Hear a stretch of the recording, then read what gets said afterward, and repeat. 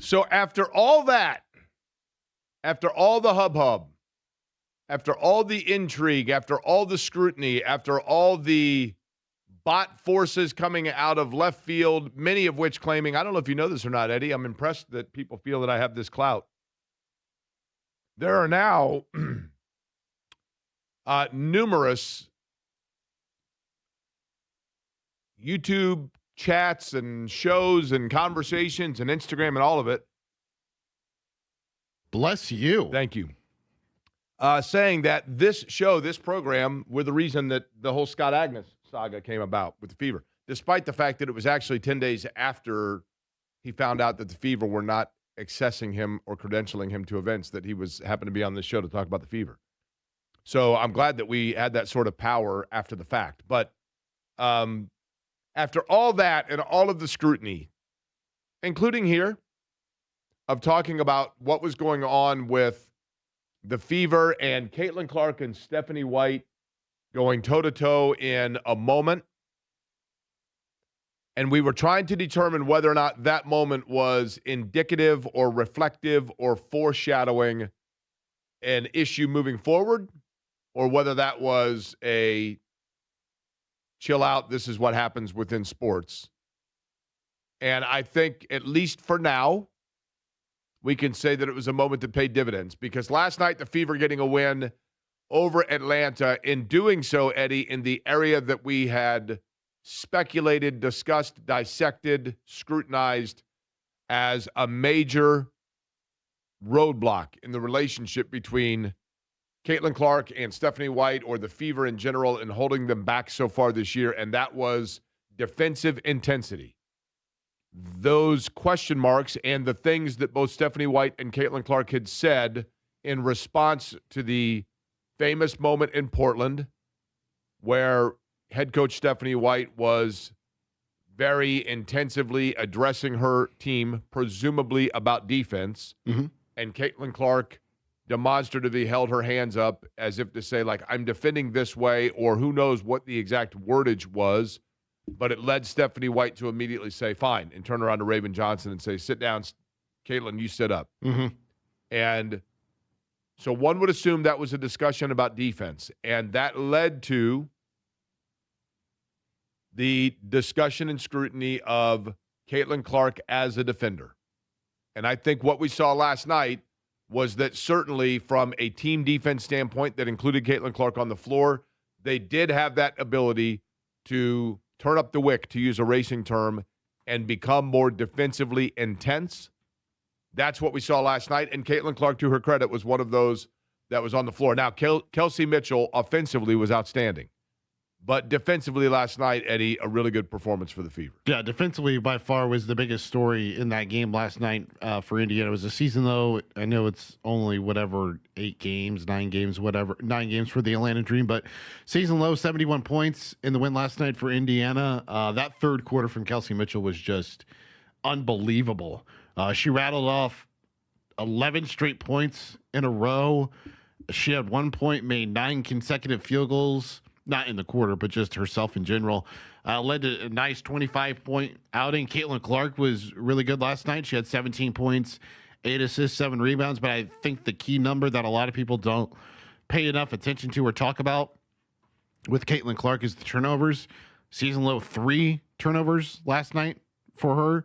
I throw out that Portland game because she only played 22 minutes. She played 31 last night, so that's a much bigger sample size and much more closer to the typical minute workload she'll play in a game-in, game-out basis. But, yeah, nice job by the Fever to get back in the win column. They now go on the road.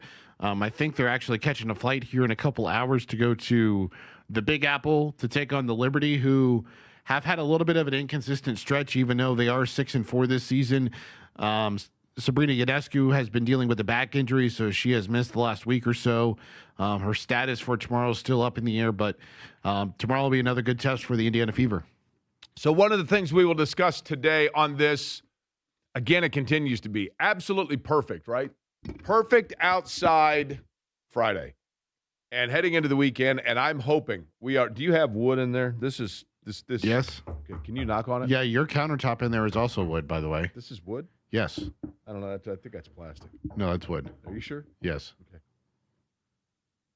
hoping and knocking on wood that the IndyCar race in Gateway, that is St. Louis, or just to the east of it in Madison, Illinois, right on the other side of the river from St. Louis, that the weather holds out.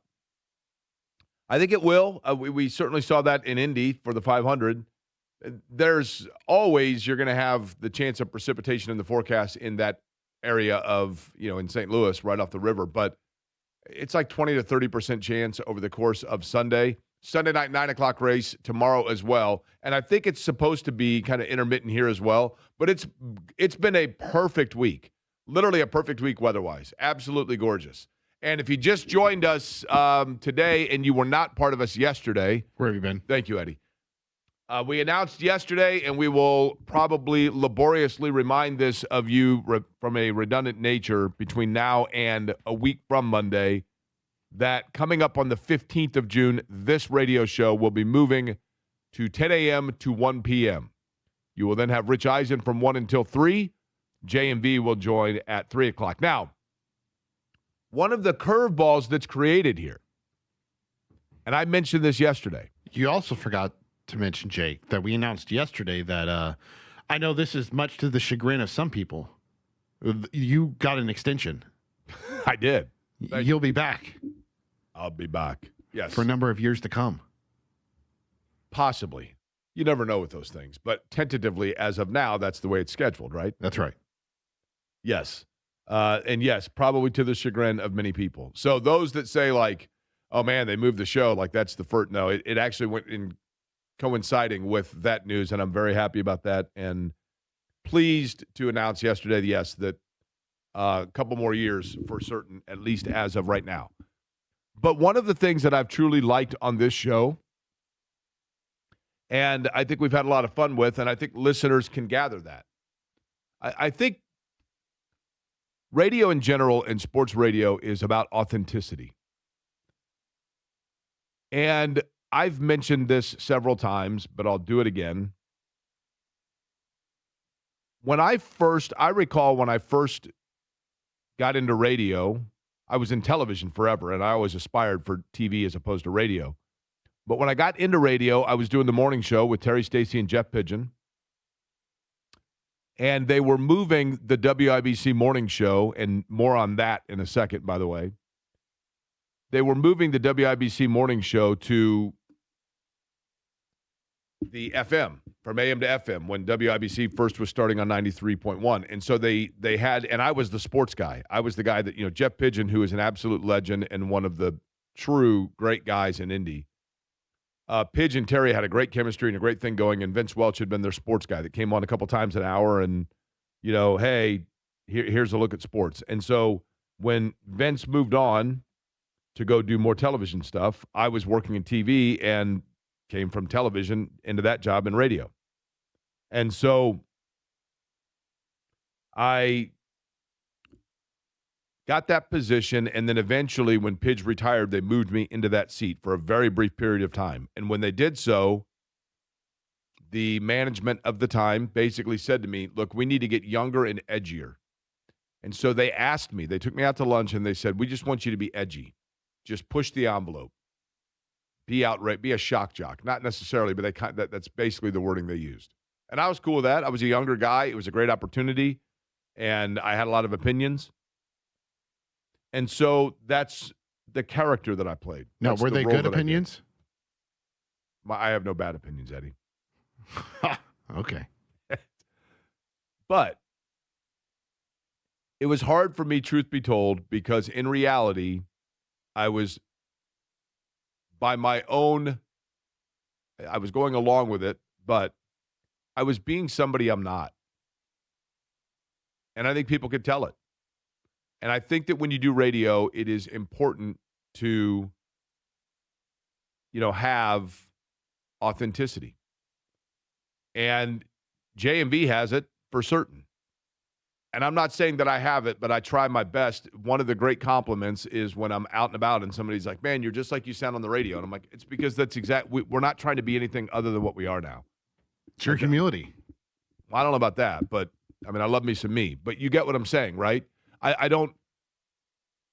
When you go out of your way to be unique, you are in fact ordinary. And so I have enjoyed just, and I respect it out of John as well, that we're just two dudes. Like, we're on the air, we're just, I'm not saying that, at least that's how I feel. I hope it comes off that way. That we don't sit here and say, what's the thing we can say that's going to knock people's socks off? We say what we think and what we feel, but not in a, I'm scripting this to be contrarian, and thus tomorrow I might have the exact opposite opinion, but I've got to go with the way the wind's blowing. I think people can sense that. And so when J&V and I do the crossover, it's always been fun because we're two guys that have known each other for a long time, and I think hopefully listeners can tell that we genuinely enjoy and get along with one another as buddies and colleagues and coworkers and confidants. And the crossover, brought to you by the good guys at Love Heating and Air, is one thing that we've always enjoyed doing, is kind of the baton handoff from this show to his. Now, I have an idea here, Eddie. I've done some brainstorming. Oh, goodness. Okay? Oh, no. I know. This is scary. And I haven't run this past anybody. Now, how many cobwebs did you have to dust off before? A lot. Okay. So how long did it take you to get the brainstorming going? Not long, because I'm somewhat neurotic and insomniac. Okay. And one of the few times that this happens, you and I actually talked on the phone last night, and I think I said to you, I'm mentally and physically exhausted, right? Yeah. There's a lot going on. But, so I couldn't, have you ever been so tired you can't sleep? I was so tired I couldn't sleep. And I'm laying there and I'm staring at the ceiling, and it's 3:48 in the morning, and I'm looking at the clock, and I'm thinking, okay, and the clock's ticking.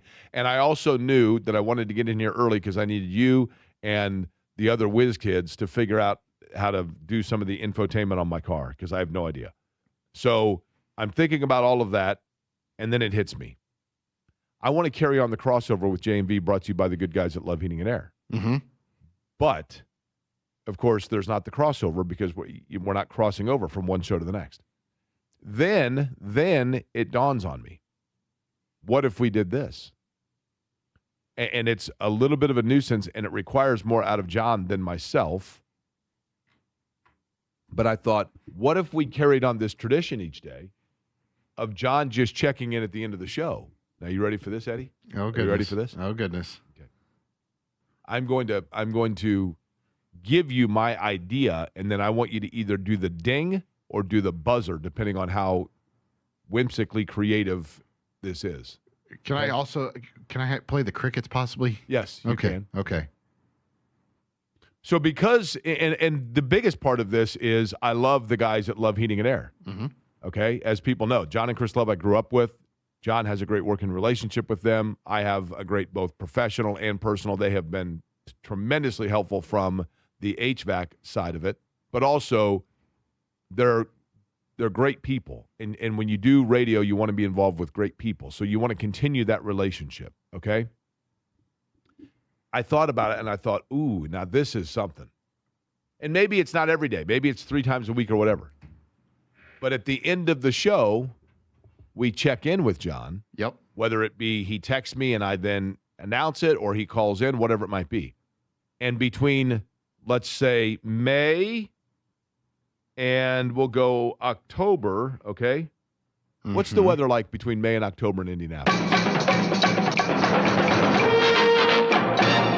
It appears we were a bit early with needing Courtney Cronin on the program, Jake. From ESPN's Adam Schefter, the Bears Board of Directors voted Thursday to advance the stadium development in Hammond, Indiana, with that exact to be selected. With that what to be selected? That's the wording that he said. With the exact to be selected. This is the first time the Bears Board has voted on any stadium site. One source told Adam Schefter there was more work to do, but barring anything very strange, it's a done deal. Okay. So Indiana Colts, man. I'm telling you, Indiana Colts. Indiana Colts.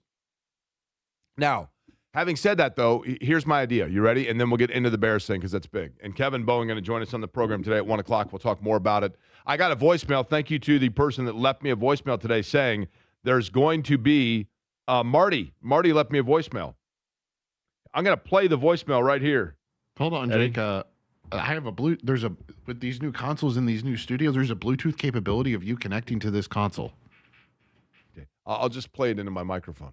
That just sounds. I don't need you getting all my phone information. Here we go. You ready? Okay. Here we go. Yeah, Jake. I have some information on the Chicago Bears move. The Bears are going to have a an announcement at noon today, and it looks like they will be moving to Hammond. So thought you might want to know that.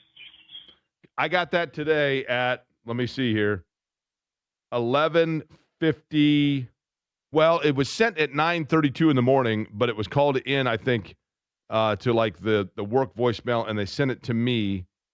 I'm looking at it here. That was forwarded to me at 11:52 this morning, so 23 minutes ago. But here's my idea real quick, Eddie. You ready? Each day or a couple times a week, John checks in, and between the months of May and October, we call it the cool down. The cool down at the end of the show where I say, John, here's what I did today. What do you got going on? And then in the cooler months when you are in need of, because it's love heating and air, right? So you get, when it's cold outside, then John calls in and I say, John, what are you heating up for the show today? No. I think it's perfect. No. Why? No. I think we need to have a talk about sponsorships. Well, you know who also uses love heating and air, Jake? Mark Dykton. Okay. We could do the crossover with Mark Dykton if we wanted. And the morning guys. Okay. Now you're getting into an area that oversteps our discussion. But as of right now, because it's me and JMV, I think that's perfect, right? Well, I'm just trying to figure out what's less work for me. The cool down at the end of the show, and then later in the months when it's cold outside, what's John got heating up for 3? I'm also trying to figure out a way to make Mark Dykton work a little bit. And I understand so he's that. not at Disney World every 3 weeks. I understand that, but those decisions are made within the sales department, Eddie, in terms of the personnel that goes within it. But cool down and heating up, I'm telling you, that's the ticket. Okay, let's get back into the...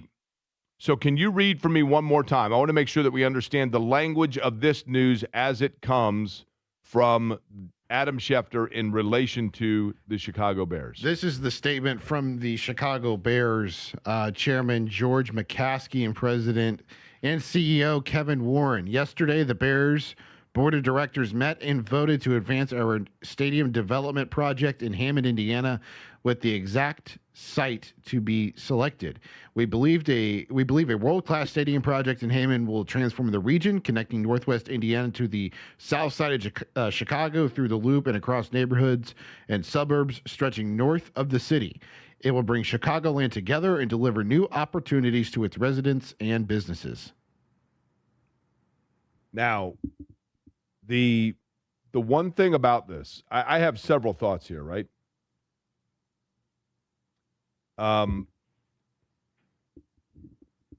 Wolf Lake, by the way, near Hammond, where the Bears are talking about that area, there is some pretty fascinating and intriguing crime history of that from 100 years ago. I'll simply say that. One of the most notorious crimes in Chicago. And Al Capone, I think, hung around that area a lot. I applaud and I understand the state of Indiana taking advantage of and throwing it out there of luring business to the city, or to the state, I should say, in the city of Hammond. And the region itself, it would be foolish of me as somebody who loves the state of Indiana. I bleed the torch. It would be foolish of me to sit here and poo-poo the thought of an NFL franchise coming to Hammond. The money that can be created, the revenue that is generated, I should say, from a tax standpoint of things, you can't deny that. The one thing I would say, and I don't know this, a really good study to look into, and I'll actually look into this because it is of intrigue to me. The New England Patriots playing in, well, they play in Foxborough, Massachusetts, so they're still within the same state. But it is close enough to Rhode Island that you wonder what that does from a revenue standpoint for hotels and things like that in Rhode Island itself. Mm-hmm. But in terms of, and obviously you had or have the Jets. Yeah, the Jets and the Giants. And the Giants in New Jersey. But one thing that I think we can get caught up in and misled a little bit by our own minds. I'm not even just saying by governmental officials, but in our own mind.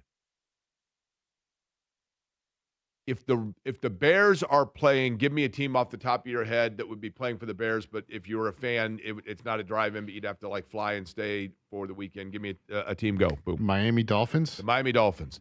If the Miami Dolphins are playing the Bears and two guys are Dolphins fans, are they flying into Chicago and then getting an Uber and taking it to stay at the Radisson in Hammond, Indiana, and going across the street and eating at the Hammond Hobnob Bar and then going to the game? Or are they more likely flying into Chicago, getting a hotel room on Michigan Avenue, going to one of the steakhouses in Chicago, and then on Sunday getting an Uber or a cab or a rental car, driving to Hammond, going to the game, parking it, and then driving back to Chicago and flying home? That's the one thing. I don't know how many people are actually going to be staying in. Now, pregame, for sure. If there are bars around the area or restaurants on those 9 games per year, yes. And you would take that over probably what is in that area now. And look, the region of Northwest Indiana it needs a shot in the arm for certain. The steel industry, I vividly recall being on a vacation when I was in the 5th grade, I believe, and my dad was in the steel business. My dad sold steel at Shelby Steel, which later became O'Neill Steel, based out of Birmingham, Alabama, and is still a prominent steel corporation nationwide. And even when they got acquired by a big outlet like that, they were a great company for presumably my dad and my family. I mean, it was a great place for my dad to work. But the steel industry in general, I will never forget, even as a 5th grade kid, my dad getting the news that U.S. Steel was closing. And that was followed by Bethlehem Steel that closed, and so many, J&L Steel, so many of the big steel fabricators and manufacturers throughout this country were closing because you had, the international trade and production of steel. And that, as a result, was crippling to the economy, the way of life, the commerce of Gary and Hammond and East Chicago and all of that.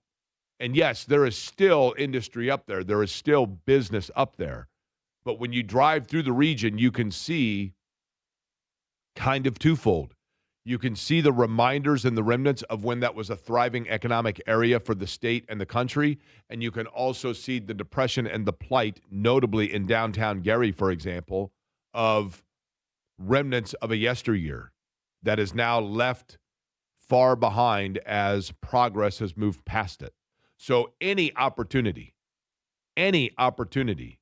to resurrect that by even if it's somebody simply getting an increase of people that are stopping for gas and chips on the way to Hammond, then you have to applaud it. And I don't know what it's going to cost the state of Indiana. That's well beyond my pay grade. I don't know how much the state of Indiana has agreed from a public tax dollar to give. That's well above my pay grade. I do know that the toll road, at the time when we sold the toll road to an international operator, it seemed like a windfall of massive amounts of money until we went through that money from a state standpoint and then realized that that was a revenue source that was now completely dry because the revenue as ongoing was going toward the person that gave us the money up front.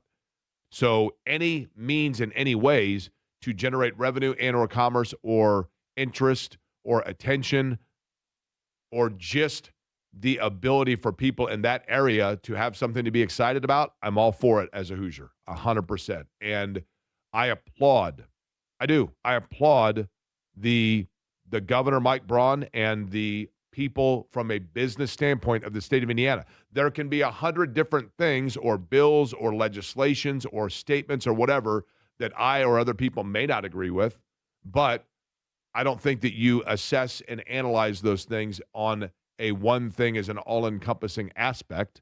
And in this regard, I don't see how there's any way other than, and again, I have not looked into how much tax dollar it's going to pay to cement this, but if this comes to fruition, and if this is the case, and it means that there is a second NFL team in the state of Indiana playing its home games, you have to applaud Indiana for having the foresight to say, you know what?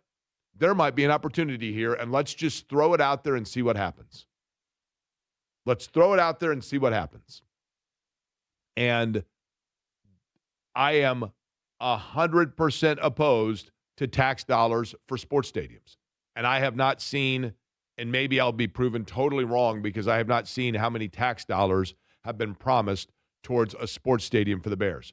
But the Colts need to be on watch of this. The Colts need to be aware that now if the Bears are playing home games in Indiana, we have the Indiana Knights Colts uniforms and everything else. The Colts need to make everybody know and make it very aware that they are Indiana's team, not the Bears, the Colts. The Indianapolis Colts, that's their fan base it does go into Lafayette. It does go into Rensselaer. It does go north into Crown Point. So the time is now for the Colts to go ahead and become the Indiana Colts to make sure that they are laying claim and stake on this great state as the all-encompassing team representing the entire state, not just the central part of Indiana.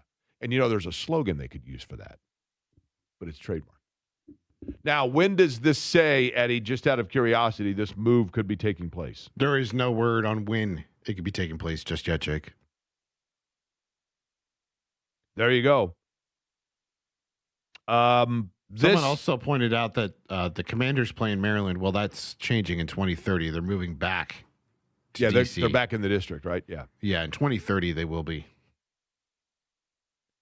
So we will keep an eye on this. This is obviously a big-time story. Courtney Cronin joined us yesterday about it.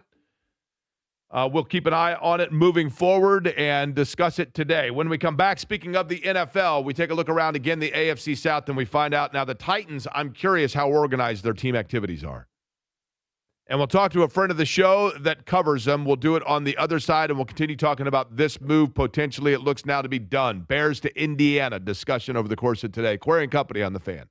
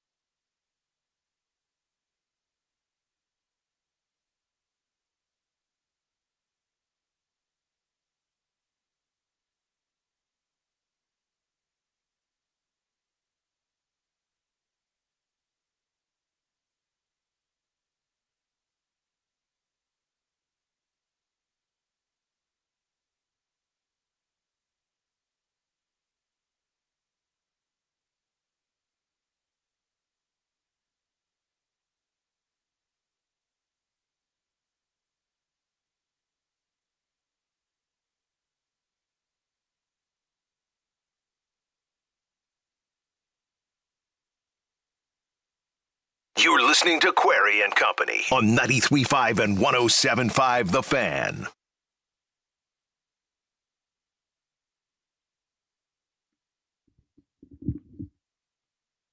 So Gary Dick, by the way, Inside Indiana Business, going to join us coming up 1:30 on the show. A little bit more on this with the Bears now, it appears set to move from Chicago in terms of, I mean, obviously they will still be centered in Chicago, but their home games being played at a stadium to be built in Hammond, Indiana. That news breaking within the last hour and being voted on by the Chicago Bears board. And one of the things that I had mentioned a month ago or so, the president of the Bears is Kevin Warren. Kevin Warren was the commissioner of the Big Ten when the wheels were first put into motion and things were first kind of greased to move the skids towards the Big Ten moving and getting UCLA and USC and Oregon and Washington. And manifest destiny of the Big Ten, basically, and saying we are going to footprint ourselves coast to coast in the United States and get basically monopoly on television numbers for the Big Ten network. There were he wasn't there for the totality of it, but he was there for the initial progression and meetings and discussion of that. The point being, there is precedent from the leadership of the Chicago Bears, maybe not within the Bears organization, but there is precedent of going outside the box or against the grain to figure out exactly how and where you can expand into the most lucrative areas and basically increasing your pocketbook on what's best for you. And I don't know, because I don't live in Chicago. I don't know the totality of backstory going back however many years about the back and forth between the city of Chicago, the governor of Illinois, on and on and on. And the politics in play. Illinois is from a political standpoint, a state with an intriguing dichotomy because you have clearly its biggest epicenter of population would be that in Chicago, but that's not to say that from a tax representation standpoint and a mindset standpoint, certainly in commerce, that the southern part of Illinois, it's completely detached and like a different world from what Chicago would want or vote for. And so I don't know, and it would be almost irresponsible of me to speak specifically about those things in the aspects of Illinois versus Chicago. What I know is this: the Bears and Soldier Field is an iconic venue. And once they renovated it, yes, it looked like a spaceship landed on it. And it was a bit bizarre, but there still is great history about Soldier Field.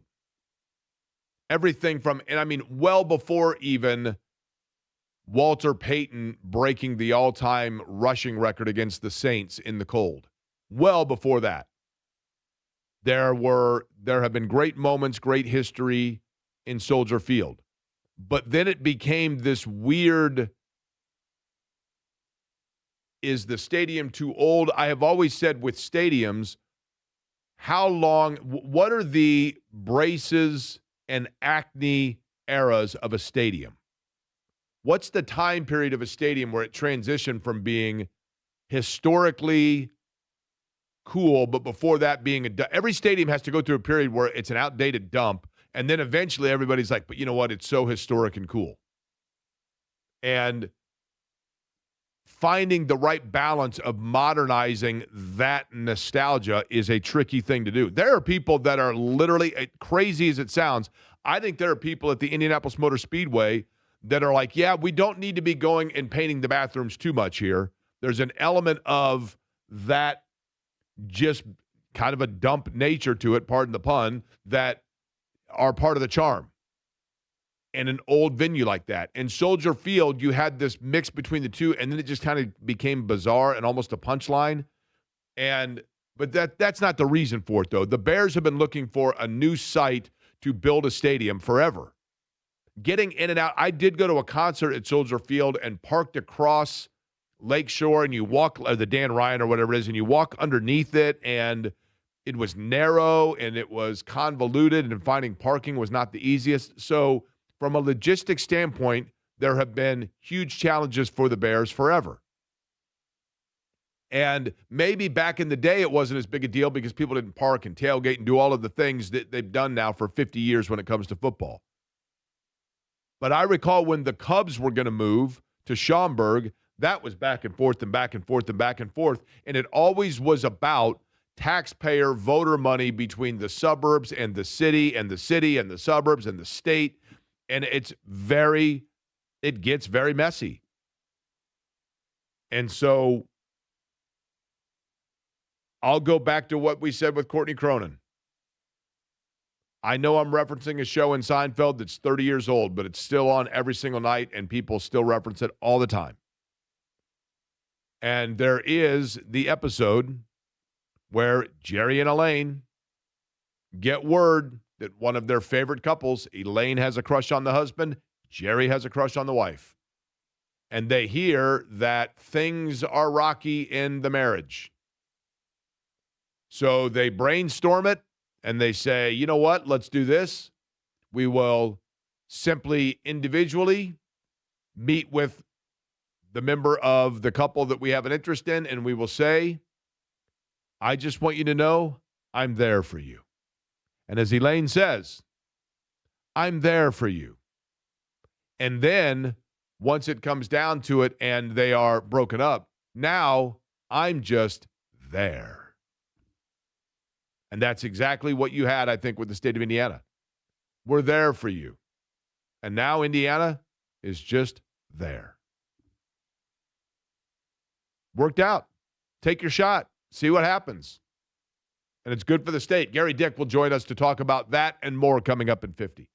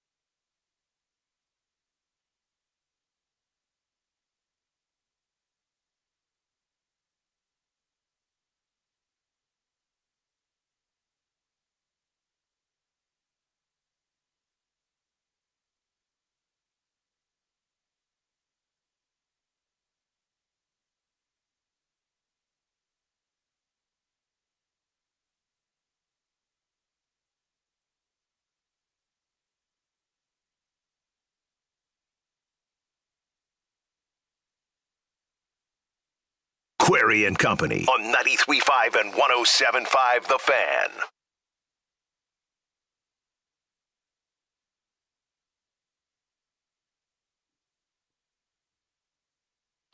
So there's plenty to discuss in the National Football League. Whoever would have guessed, in fact, that the state of Indiana might be home to two teams? Gary Dick going to join us 45 minutes from now inside Indiana Business. Get more perspective on that. We continue our look around the AFC South. We have talked to Houston. We have talked to Jacksonville. And now Terry McCormick, friend of the show from TitanInsider.com, going to join us here just a couple of minutes. We will check in with Terry. So we'll see what the Titans have going on with that. I want to see, and I don't know that we'll know this until maybe now it moves forward, what this means from a public dollar standpoint. It is my belief, and I know it's not probably a popular opinion, but it is my belief that we have reached the threshold in American society of giving ownership groups public dollars for their stadiums. If they want to build a new stadium because they feel it's in the best interest of their revenue, so be it. I get it. They can dig into their own pockets to do it. And I know people will say to me, you're a moron, Jake. It's a user tax. It's only a tax that's used by people within that venue. Okay. There's always a hidden feature in the sticker price. There always is. Lucas Oil Stadium, and I don't need to go off on my rant. I've gone off of it for 20 years. It's not necessarily a popular one, but because Lucas Oil Stadium is largely funded by a hospitality tax in Indianapolis, Indianapolis now has, or at one time had, they were along with New York City and Las Vegas, had the highest hotel tax in the country. And at one time, and some of them may have come back, but at one time it hurt the convention business in Indianapolis because people were like, it became too expensive. And in addition to that, you've heard me go off on, just the lease about how much the Colts get within the stadium and et cetera. I don't know what this will mean for the state of Indiana or how much it's going to cost Indiana taxpayers and whether or not, in fact, we can applaud it. But does it mean that Indiana is going to get that windfall back if, in fact, they have to put money into this, considering I think many people will go to the game and go back to Chicago? We shall see. Joining us now on the program, I mentioned Terry McCormick is with TitanInsider.com talking about the Titans and OTAs as we take a look around the AFC South. Terry, and I'll ask you the same question I've asked everybody else. It is organized team activities. I have skepticism about how organized the Raiders would be, for example. By your account and what you can tell, how organized exactly is Tennessee? I think more organized than in the past at times. Robert Saleh seems to be a no-nonsense type of guy, and he's got guys like Brian Daboll and Gus Bradley as his top lieutenants. So I think a little more organized maybe than we've seen in previous years. Whenever you get a franchise quarterback, we certainly know this in Indianapolis, right? We've seen what happens when you have a franchise quarterback and you've got to build around that. I thought just at the time towards the end of the year that we started to see some flashes in Tennessee. But is it still way too early and way too incomplete to find out whether or not they have the right guy? Yeah, it is. I mean, last year's season was kind of another disaster, on top of 2024 and 2023 and 2022, which were also disasters. I think Cam Ward did show some improvement toward the end of the year. He looked a lot more comfortable. I think he was helped by the fact that interim coach Mike McCoy finally decided that the Titans needed to run the football instead of throwing 35 times a game with a rookie quarterback.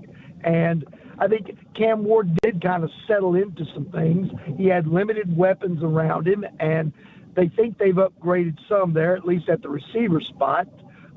And the offensive line continues to be a big question mark, and certainly an area that's needed addressing for a long time. And I think when you're talking about, the maturation process of Cam Ward, it's still to be determined. Cam Ward and the maturation process, Terry, one of the things, I've talked to a number of quarterbacks that talked about being a franchise quarterback that's thrown to the wolves right away. And I think one of the things that's hard for a lot of players is you're a young guy, you're a young guy, and yet you are suddenly thrust into this role where eyes in the huddle are looking at you and eyes in the film room are looking at you. And you have to be the leader. And how do you, at 21, 22, 23, 24 years old, how do you tell a guy that's been in the league for 7 years and is in his 30s, you need to do this, you need to do that? Do we know yet, or have you been able to observe what kind of a leader Cam Ward is or how comfortable he is in that role? Well, at least publicly, his teammates seem to praise him for his unflappability, if that's a word. He seems to come in and has the right approach, and, guys seem to rally toward him. But you're right, it does take a lot for a young quarterback, especially a rookie, to step into a leadership role right away, and take the reins of a team. And I think, one of the things, too, that hurts a lot of young quarterbacks, and I think Cam Ward probably suffered from it, too, a little bit last year, is being thrown out there right away, and you know that the team you're on is not very good, and you're expected to elevate that team. And then when it doesn't happen, everybody's quick to rush to judgment. Whereas you see guys that maybe are drafted a little bit later on and they get with a better team, they sit for sometimes the first full year or at least part of a year, and then they're thrown in and they seem to fare a little better. I mean, just look at the comparison of how Cam Ward was handled versus how Tyler Shuck was handled in New Orleans. Shuck reaped the benefits of sitting and learning, and, the Saints kind of got their act together a little bit toward the middle of the season and looked a little better, whereas the Titans struggled pretty much from the outset to the end last year. And I think it's, and I think how you handle these young quarterbacks, a lot of times, if they're not wired correctly and they're not wired to handle the criticism and the failure that's inevitably going to come in most cases, it can hurt them. And I think, the Titans have a guy already on their roster that kind of is a walking testament of that in Will Levis, how he couldn't handle the frustrations of having everything put on his shoulders, and, had some moments where he struggled and they moved on from him, at least as a starter. When you look at the Titans, Terry McCormick is our guest, TitanInsider.com. The thing that the most critical area for them to shore up in this offseason, aside from just growing with their quarterback, but the biggest question mark that is the one that is keeping their executives awake at night is what? Got to be the offensive line. I mean, they went out and addressed a lot of pieces on defense, especially the front seven, to get that the way that Robert Saleh likes it, with guys able to rotate in and out on a regular basis and give Jeffrey Simmons some help. They went out and got guys like John Franklin Myers and Solomon Thomas and added to that unit, and it looks pretty good on paper. But offensive line is still a major, major question mark. They don't really know who's going to start at center. They don't really know who's going to start at right guard. And heaven forbid that one of the tackles go down, because they don't have any depth behind Dan Moore and J.C. Latham.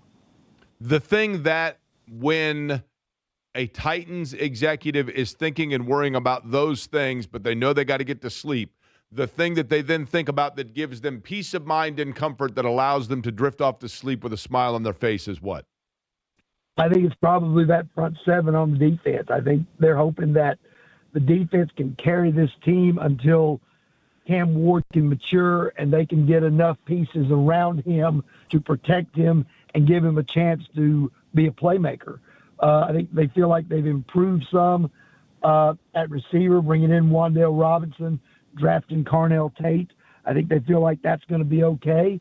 But I think they feel like the front seven is probably the strength of this team, and it's going to have to carry them at least in the early stages. Hey, Terry, do you actually – and I don't know – I realize you cover the Titans, right, but you cover the NFL in general.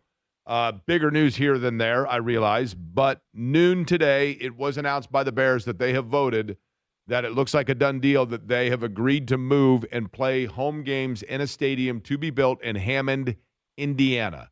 Your overall, if any, thoughts or reaction to that?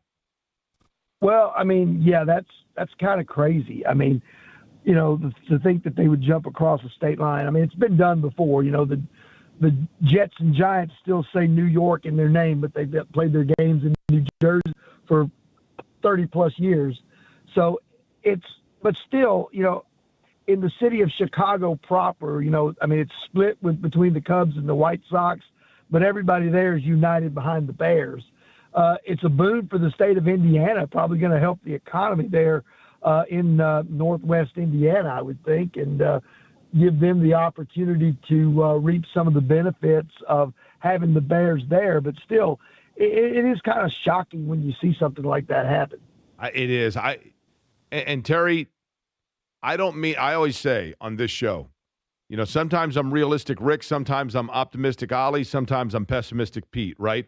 In this case, I'm simply going to be cynical Sam.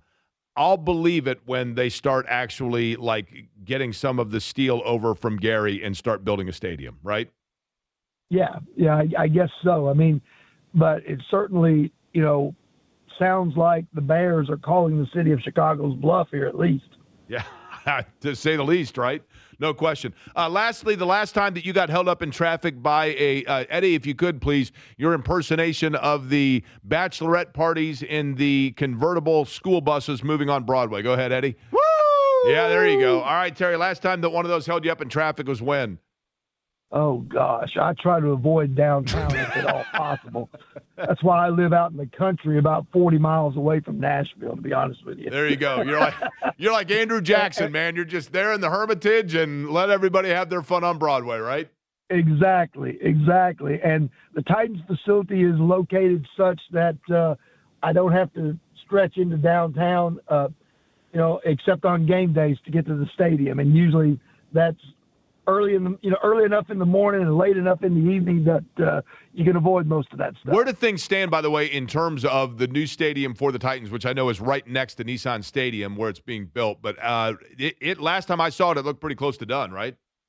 Yeah, they're talking that maybe by February of 27 or maybe even the latter part of 26, it could be completed. And just so you know, as a preview, when you go down for those games, Terry, you're going to hear this when you get stuck in traffic. Yeah, there you go. Bunch of Miley Cyrus being sang, top of the lungs. Terry, appreciate the time as always. We look forward to having you back on if we could be so inclined during the season itself. Sounds good. Thanks for having me. Appreciate it. Terry McCormick from TitanInsider.com. Kevin Bowen joining us, other side. We'll get back more into this. Bears to Indiana. Big-time news, at least on the surface, next.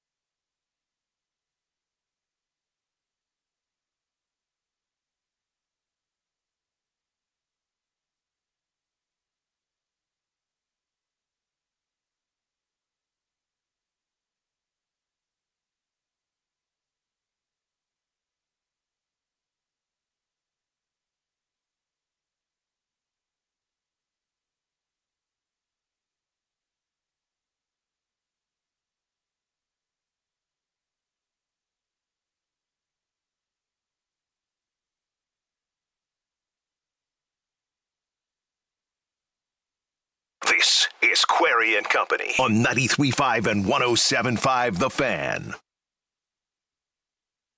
I really think the Colts need to get ahead of this now and become the Indiana Colts, right? Maybe make some shirts, just say, like, why not Indiana to get ready for the year? So are the Bears, in fact, going to be playing home games in Hammond? Kevin Bowen joins us now on the program. You hear him on the Fan Morning Show every morning from 7 until 10. Won't be long before he, much to his dismay, I'm sure, will be seeing me at least towards the end of the show when I slide in and boot him out of his seat. On the 15th, this program will be moving from its current time slot to 10 a.m. to 1 p.m. But, Kevin, let's get to this before we get into the Colts stuff.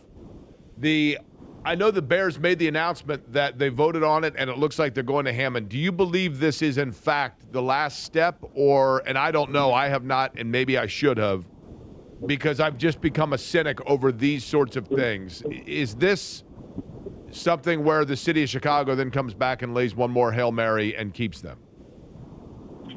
Boy, I mean, you would think politics and leverage play would indicate we're not done with it, but boy, gosh, not to quote Neil Armstrong, but it just seems like a giant step. It really does. I mean, it's probably the first time the organization, I guess, has spoken maybe this clearly about it, which, again, maybe that's just purely more leverage play. I think I saw Courtney Cronin, who I enjoyed your guys' combo with her the other day. I thought she had, some sort of statement where, like, Indiana now is the leader, if you want to call it, anything. Like, is this your modern day and age college football recruitment where the kid is committed, and so now all the other schools know who they need to, recruit against, if you will? But, yeah, I mean, it definitely seems like this is about as real as it has been. Soldier Field, the lease till 2033. I mean, that's such a far time frame away. Could that be in play here? But nonetheless, pretty crazy. Yeah, so the state of Indiana, as I understand it, one of the things that will assist in the funding of this is going to be tolls. Not to get too deep in the weeds on political stuff here, and Gary Dick will join me coming up in about 30 minutes and we can discuss this, but Indiana sold the Northwest Indiana Toll Road some 18 to 20 years ago. And so, I would imagine this means that tolls are going to be, I know that they have talked about making I-70 a toll road, and then you wonder how much will people in central Indiana be happy about paying a toll that is actually helping a stadium for the Bears in Northwest Indiana, and et cetera. So it gets gray and it gets murky. But Kevin, and I'm not saying this, I've been joking about the whole why not Indiana thing, but from a marketing standpoint, I think the Colts, and you know this, Kevin, you worked for the organization when you went around the state to different areas. What do you think the Colt reaction is going to be, because they have worked so hard and diligently to make the Colts a statewide and not just Indianapolis-based fan base? Yeah, I mean, I really don't think they'll be too upset about it. When you think about it from an NFL marketing map standpoint, there is a map drawn in where you can market. The Colts, if I'm not mistaken, they're allowed to market in Fort Wayne, and I want to say they're allowed to market, it might be all the way to Louisville. I think they're, at one point they were Louisville. They can definitely do a good portion of the southern part of the state. South Bend as well, right? What about South Bend? Yeah. So, again, when you draw the old marketing map, they've never really included the region. Obviously, you got to go years back, but, Rensselaer, of course, used to host Bears training camp. So I really don't think you're getting people in whatever Hammond or Lowell or that are like, hey, let's either decide if we're going to be a Colts fan or a Bears fan, and this is going to influence us. Maybe I'm not thinking about it enough, but I just feel like that's Bears country, and it always has been and always will be, and maybe anything north of Lafayette has kind of always been Bears country. Yes, to me, it's always just kind of been a joke to Mark Dykton. That's someone that went to IU, and seemingly every kid that you meet, even if they grew up an hour and a half from Soldier Field, they're like, oh, yeah, I grew up in Chicago. And it's like, well, actually, you grew up 5 minutes from the Wisconsin border, but you're just saying Chicago. So, that to me is just more the joke of it, of like, oh, my gosh, I can't believe Hammond, Indiana, Lost Marsh Golf Course is like literally going to be the spot where this NFL stadium that will probably inevitably host massive events is going to be. And I do think you bring up a good point, and it's a conversation that I'm not very educated on, but Gary Dick would be a good person to ask. What does this mean to us, as people in the state of Indiana, whether it's toll road and, not that people are, but if you have family that are up in the region and you're going to visit them and now you're paying this for the hotel tax, like those sorts of questions I do think I'm not super educated on. Yeah, I think again, I love pro sports, obviously, right? It feels to me like to think that luring a pro sports team, even if it's just 9 times or 10 times a year, to play games in your home state, to think that that's not going to come at some sort of cost to you, John Q. taxpayer. Different radio station, different discussion, I realize, but certainly one would assume that is in play.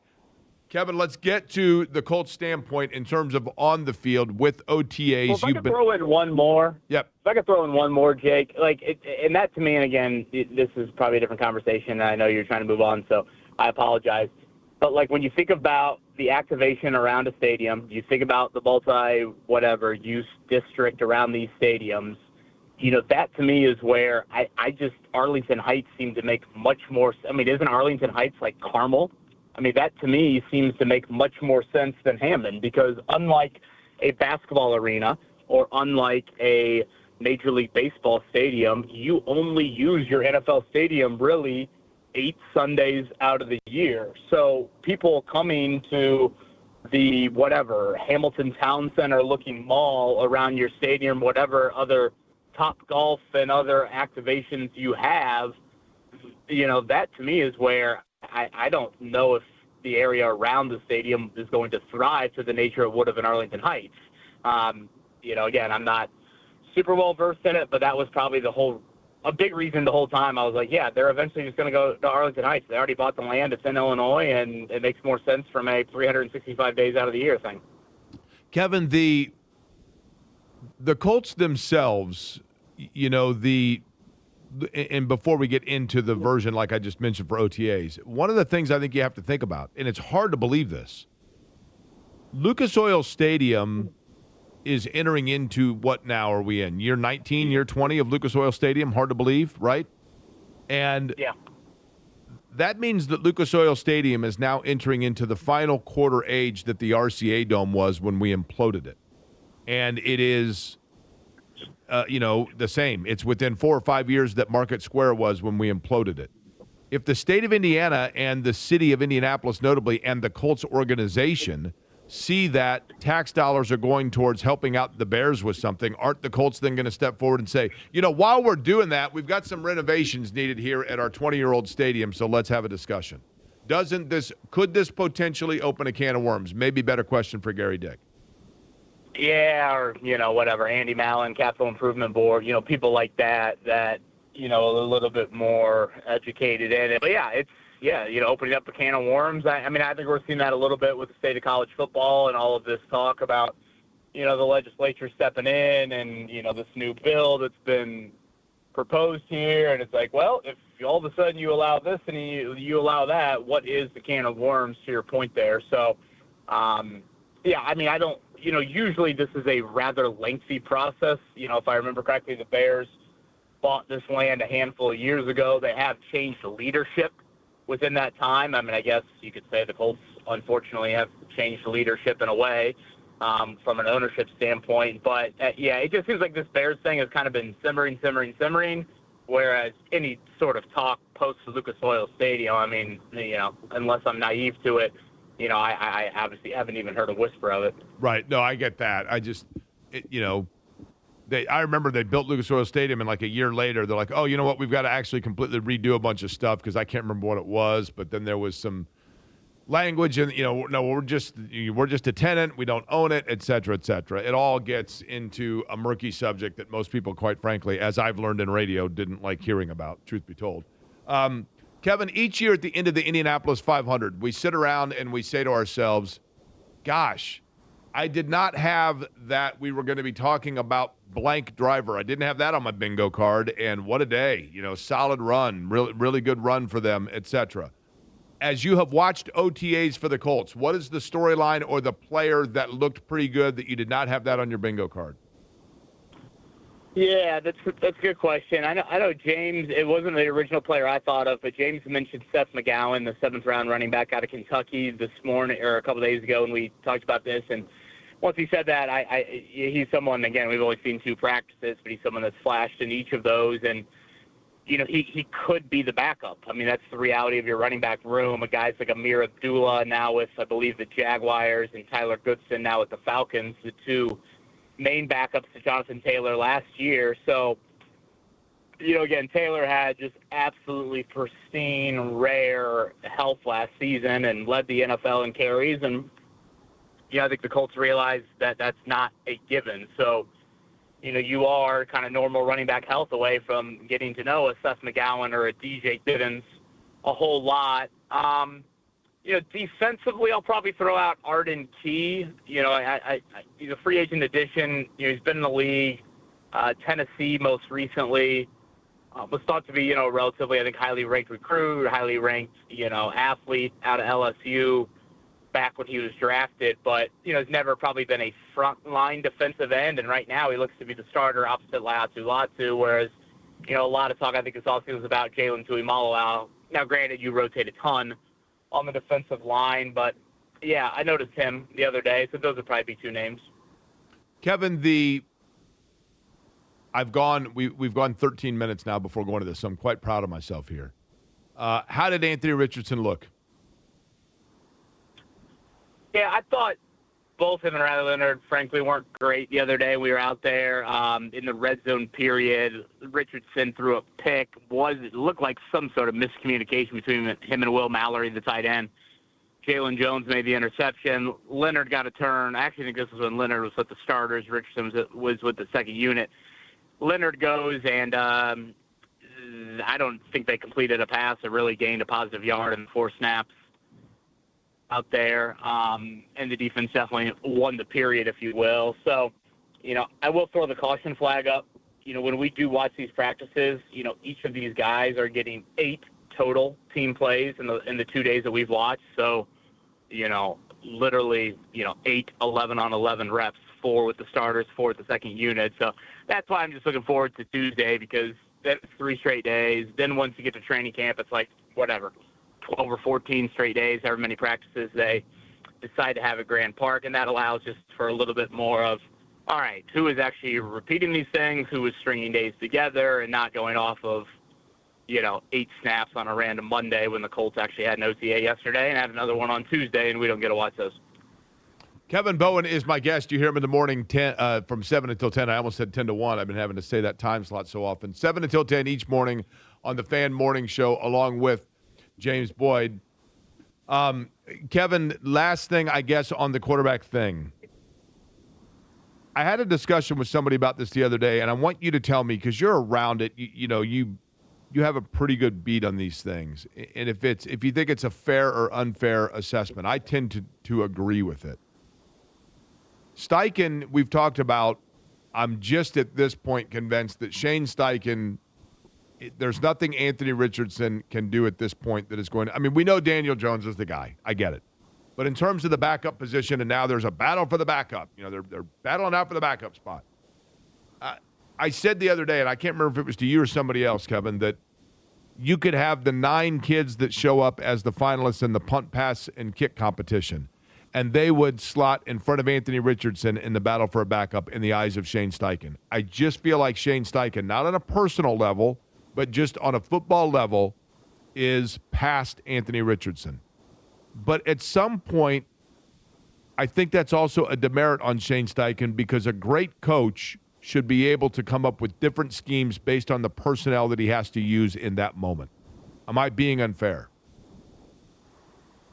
No, I mean, I think when you evaluate the first 2 years of Richardson, albeit his health wasn't great, obviously, but I think there's a little bit more truth in that of, like, right or wrong, when you draft a player 4th overall, and by all accounts everybody was on board with it, you know, you kind of owe it to that draft pick and that, you know, prized possession, if you will, heavily invested possession, to try and make it work and go to the nth degree to try and make it work. especially when that guy happens to be quite the project that Richardson was thought to be. So, if in an ideal world you would be presenting, a playbook that's 150 pages in length, maybe Richardson's not handling all 150 pages. So, okay, here's 50 stuff that you do really well. Now let's evaluate you. Now let's evaluate your accuracy, your ability to kind of manage that aspect of it. And, is there growth there as a player? Giving him the starting job day one, was that the smartest move? All of those things, I think, in year one and year two, they really haven't touched the coaching staff at all around Anthony Richardson. Did you need to try and get new voices in there? I always was really struck, and you can obviously speak to this, when you think about it, from Peyton Manning with Tom Moore and Clyde Christensen, you think to Andrew Luck, also Clyde Christensen, and Bruce Arians. I mean, those were some prominent, accomplished, offensive voices. Does Jim Bob Cooter and, Cam Turner as the OC and the quarterbacks coach, do they have that same sort of clout, history, track record? Were they prepared, for everything that took to try and develop that player? Now, I think once Daniel Jones is introduced to you, there obviously comes a time where you have to make a decision of, bleep or get off the pot here. And I think that's kind of the territory that we're in now. Kevin, you are excited or incredulous over the fact that now you're going to be forced to once again see me, albeit briefly, each day? Well, boy, I couldn't sleep last night just thinking about how happy I am about it. We had Mark James on this morning. He was very much. I should add, we had him on at 7:30. It's certainly a time slot that you would have never entertained. And he, very much was like, wait, is that alarm clock going to work for him? I thought James Boyd made a great point that, you don't like warm seats. So, No, that's John more than me, though. I'm kind of with John on that, but yes. Well, usually it's a 2-hour break from me just ripping whats for the first three from 7 to 10. So you might need to, put one of those chairs in the old fridge. You might need to come in an hour early and put one of them in there. So, no, in all seriousness, I think it makes great sense. I think passing the torch to you will go very well. If you don't mind, maybe a week from Monday, you could slide in studio with us for the final 5 minutes or so, and we can pass the baton that way. And I do like Rich Eisen a whole lot. So I think the 1 to 3 conversation, hopefully people will like. I don't know if I'm allowed to say it or not, but I probably wasn't the biggest fan of what we had on from 10 to noon. Now, I got to make one thing clear here. You missed him face palming with both hands there, Kevin. Yeah, if that's what's going on in terms of the bodily function for you from 7 to 10, I had to endure that for a couple of years. I don't need to know that that's actually what was going on around me, right? I mean, yeah, some people say it's beer farts, some people say coffee farts, and I just think, at times, and James is far away, Mark's behind glass. I'm not worried about them. So, didn't we get a new studio? Wasn't the airflow a huge reason why? Beer farts at 7 a.m., Kev? What are we doing here? Well, carb day, the occasional hire of a Micah Shrewsbury. Boy, I really hope that somehow works out for me one day, but so far it hasn't. So what I'm getting at here is, and you want to talk about inch take a mile. So on June 15th now, I need to be here by 9:55. Well, usually we're actually done by 55, so we're gonna need you by 48, 49 here. But make this if you need Eddie to pick you up. I mean, I've picked you up before. Hey, listen, Kevin. I got a new car yesterday. He's got a sweet new ride. So if anyone's picking up anybody, really? It's him. Yeah, I had to get a new car. Yep. Oh, okay. All right. Well, I know. Now, is it small enough to fit into some of our parking spots outside? See, that was of consideration. There was one that I was looking at, and I got in it, and I thought it said Tonka on the side because it felt a little big. So I went with, and I explored all avenues of this, Kevin. I now know that I'm becoming older because I'm more practical. I went with the hybrid Honda CR-V. So it's slightly smaller than the Grand Cherokee. It's probably between a Cherokee and a Grand Cherokee. But the hybrid aspect, I couldn't overlook the fuel efficiency of it with the hybrid. So that's what I went with. So I don't need rides, at least as of now, hopefully not anytime soon. But if you, Kevin, if you're tech savvy, I can't figure out on the Apple Play dealio inside of it how to silence it, how to keep it from showing my phone calls up on the screen every time I'm listening to music. Like I can't listen to an entire song because my text and or phone is ringing the entire time, and I want to keep that from going in through the console. Oh God! I mean, look how popular you are. Oh man, I am. Boy, that is quite the issue there. Now, did the and obviously I'm most happy that you're safe and you're all in one piece. Did the little Clemson license plate make it through everything? It did. As a matter of fact, it's on the new car. It's a huge that thing's like an inch of solid steel. I don't know if you know that or not. It was actually the last piece of steel that was produced in Northwest Indiana before the Bears decided to come and save the economy. But it did survive, yes. It is the one thing that survived. So, yeah. Good. Yeah. Well, it's probably the only thing with the Clemson football program that is surviving right now. That is true. That is true. He was happy for the license plate, but he was upset he didn't get to go through the wall. You know, actually, I don't know if you know this or not, that, yes, I did not destroy the Crown Hill wall, which is unusual. That Clemson license plate going from my old car to this one, that's the first time that Clemson has embraced anything regarding a transfer. So in that regard, Kevin, we're taking a step forward. We're letting Dabo Sweeney know that's how it works, right? That was good. Nicely done there. Thank you. All right, Kevin Bowen, 7 o'clock until 10 coming up this week, of course, on the Fan Morning Show. Kevin, enjoy the weekend as always. You bet. You guys have a great weekend. Kevin Bowen joining us on the program. Gary Dick going to join us coming up at the bottom of the hour, and we will get more into the specifics on the business aspect. One of the questions that I have for Gary, somebody pointed out to me that the toll road, the Northern Indiana toll road that we had sold, that company, and it was in, I want to say Sweden. I could be wrong, but it was somewhere in that region of the world in Northern Europe, in the Scandinavian area. But somebody said that company went out of business, and as a result, we get the revenue back from the toll road. I don't think that's entirely true. I think because the state of Indiana got $3.8 billion, I believe it was, in 2008 maybe, for the toll road. And I did hear that company completely mismanaged it. But I do think that is still something that Indiana does not get the revenue for it. And if toll roads are going to help pay for a new stadium, where does that toll road? These are the kind of things we can talk about with Gary Dick, and we'll do it on the other side.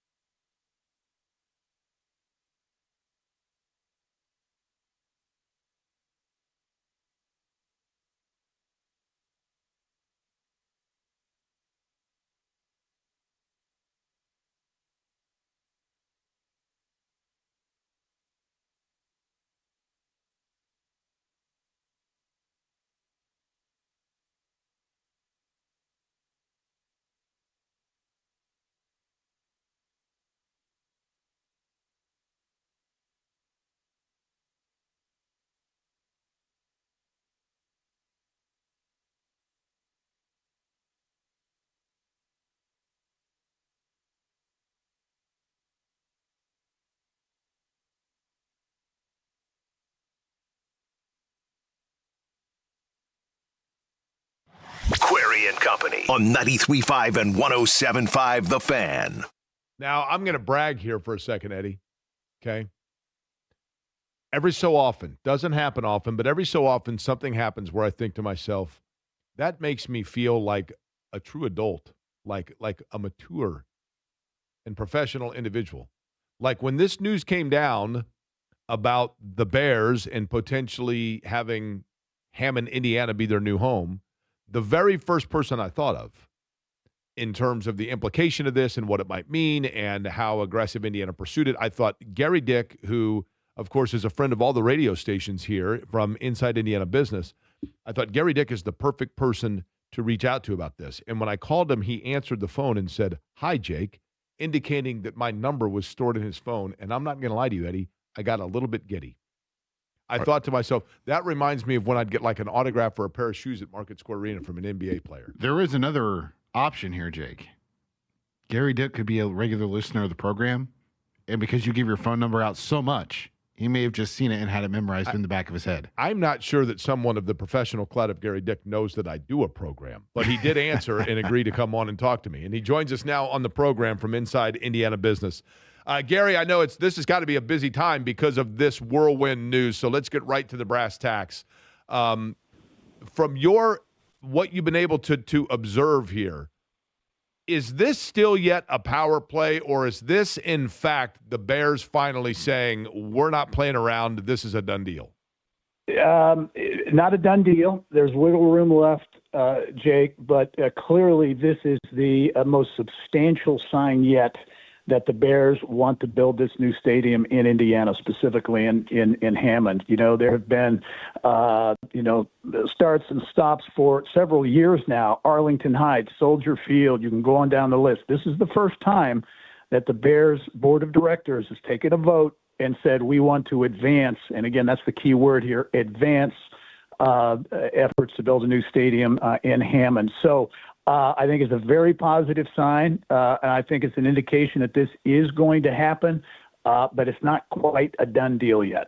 Okay, so let's assume that, Gary, this is happening, okay? And maybe some of these details have yet to be completely ironed out, confirmed, announced, or et cetera. What is the implication towards what it's going to cost the people or the state of Indiana?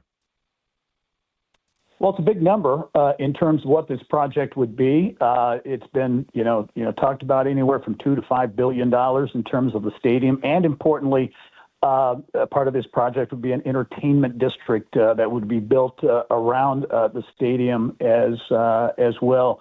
So when you look at the number, it is big. The way it's been structured, and again, this is all subject to change, but the basic tenets, the basic framework of a deal that Indiana put together. And again, that's one of the reasons why I think we are where we are now, is Indiana got together and put together a deal, put it on the table pretty quickly, whereas Chicago and or Illinois continue to kind of languish and not be able to get a deal done. But that deal was put together by the state of Indiana. There was creation of Northwest Indiana Stadium Authority. That would, the Bears would essentially build the stadium, $2 billion plus. Indiana would finance a large portion of this stadium project. And then the key here, and that's where it gets into the weeds a little bit, and, Illinois saying, hey, taxpayers are going to be on the hook in Indiana. Well, true. To an extent, but it's not as though Indiana is writing a check. Essentially, what would happen here is this Northwest Indiana Stadium Authority would sell bonds to finance the stadium, and those bonds would be paid off by future revenues generated by the stadium. So it'd be sales taxes, admission taxes, hotel taxes, other things that would increase likely in that area. But it's not as though Indiana's writing a check. It's a deal that would be funded by future stadium revenue. So confusing, a little in the weeds a bit, but it is a framework. And actually, Jake, it is the framework that Illinois legislators copied to try to put on the table last weekend, and they couldn't get it through. The half of the legislature in Illinois approved, the other half didn't get it done by the time the legislature adjourned. So that's where we are. Gary, this might get into a gray area of Illinois politics that we are naive to here in Indiana. But how much of this could perhaps be the state of Illinois? I mean, it's such a massive state, right? And Chicago is obviously the epicenter of it from a population standpoint. But there is just such a dichotomy between Chicago and the rest of the state, both in terms of their initiatives, their purposes, their politics, all of it. How much of it is just that kind of murky area of the rest of the state of Illinois saying, we don't really care what happens in Chicago, because Chicago for so long doesn't really care what happens with the rest of the state of Illinois, more so than we see in some major cities within its state? Or is that me basically hallucinating a totally fictitious tale? I think it's a good observation, and I think there could be some truth to it. I think the Bears kind of extend beyond the traditional thought process that way, because there's a love for the Bears, certainly in the city of Chicago, but I think throughout the state of Illinois as well. I think what this says, as much as anything else, kind of the word that Indiana used during this process when they referred to Illinois was dysfunction in the state house, dysfunction with the economy, et cetera, et cetera. And I think last weekend, as the Illinois legislature debated this, putting together a package, they couldn't get it across the goal line, to use the football analogy. They couldn't get it done in the 11th hour. I think it kind of underscored that word dysfunction about what's happening in Illinois. You look at, Jake, the city of Chicago and Illinois, and the number of companies, and it's been well publicized, that have left in recent years. Big companies like Bowen and Caterpillar and Tyson Foods, and a number of companies that have left the state, in part, not in total, but in part because of challenges with the economy and with the financial health of the state and the leadership of the state. So there's been a lot of criticism there. You've seen a number of companies and a number of people that have moved across the border already from Illinois to Northwest Indiana. It's been well documented as well. So as much as anything else, and I wonder, I don't know, but I wonder if, as the Bears look at it, no matter what deal the Bears or the Illinois puts on the table, would they be able to deliver in terms of Illinois and Chicago long-term, be able to deliver on that package with what's transpired the last couple of years? Gary, one of the things I saw, when you say, for example, that the Bears would build the stadium, but Indiana would finance it, when you say build it, you mean the Bears are the ones that would come up with the construction company, the bones of the matter, and Indiana would help finance it. Finance. Yeah. So yes, and they'd be putting a sizable chunk of money into this new stadium, $2 billion that would be put into the stadium project. That again would include the stadium and a number of other things around it in terms of an entertainment district as well. But then the Indiana would essentially finance this Northwest Indiana Stadium Authority that has been put together in the last number of months, would be responsible for selling bonds that would then, finance the debt and that kind of thing. And what critics are saying is, okay, these are future revenues. These are sales taxes, admission taxes, food and beverage, whatever the case might be. The critics would argue that those are still tax dollars, and they are. But they would say if, for example, those taxes fall short of the projections, that governments could face some pressure to chip in money to do it. Again, those are arguments on both sides, but those are typically how these stadium issues can be and are financed around the state. It's an age-old question. Should government be involved in financing these deals? Whether they should or shouldn't, they are, and it's kind of part of the reality today. We just saw, and I'd forgotten about this, but the Chiefs are moving across the river too in Kansas City, and made that announcement some months ago as well.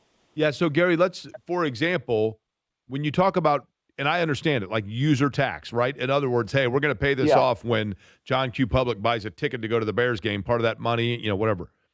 So let's say that once this stadium is done, the Rolling Stones are going to play a concert there, or whatever it may be is going to take place there. Is this a stadium that is designed to be used beyond just the Bears? And in that event, does that money then go into the hopper for the balance that Indiana has, or the Bears get that profit?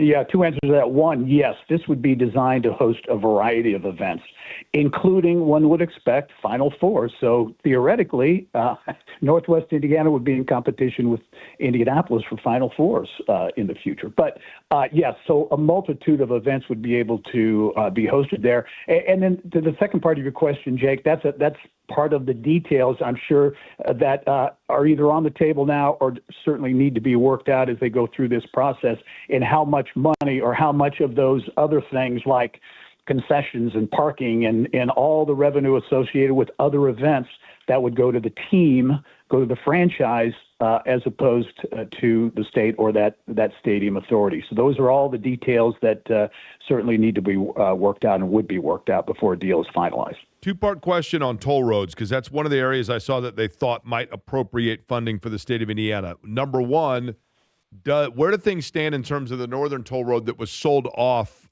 from Indiana some years ago for $3.8 billion? And then my understanding is that company, that out-of-country company that bought it went under. So do we still get any revenue from the northern Indiana toll road? And am I correct in saying that I heard that I-70 could have some toll areas as well to generate revenue for the state?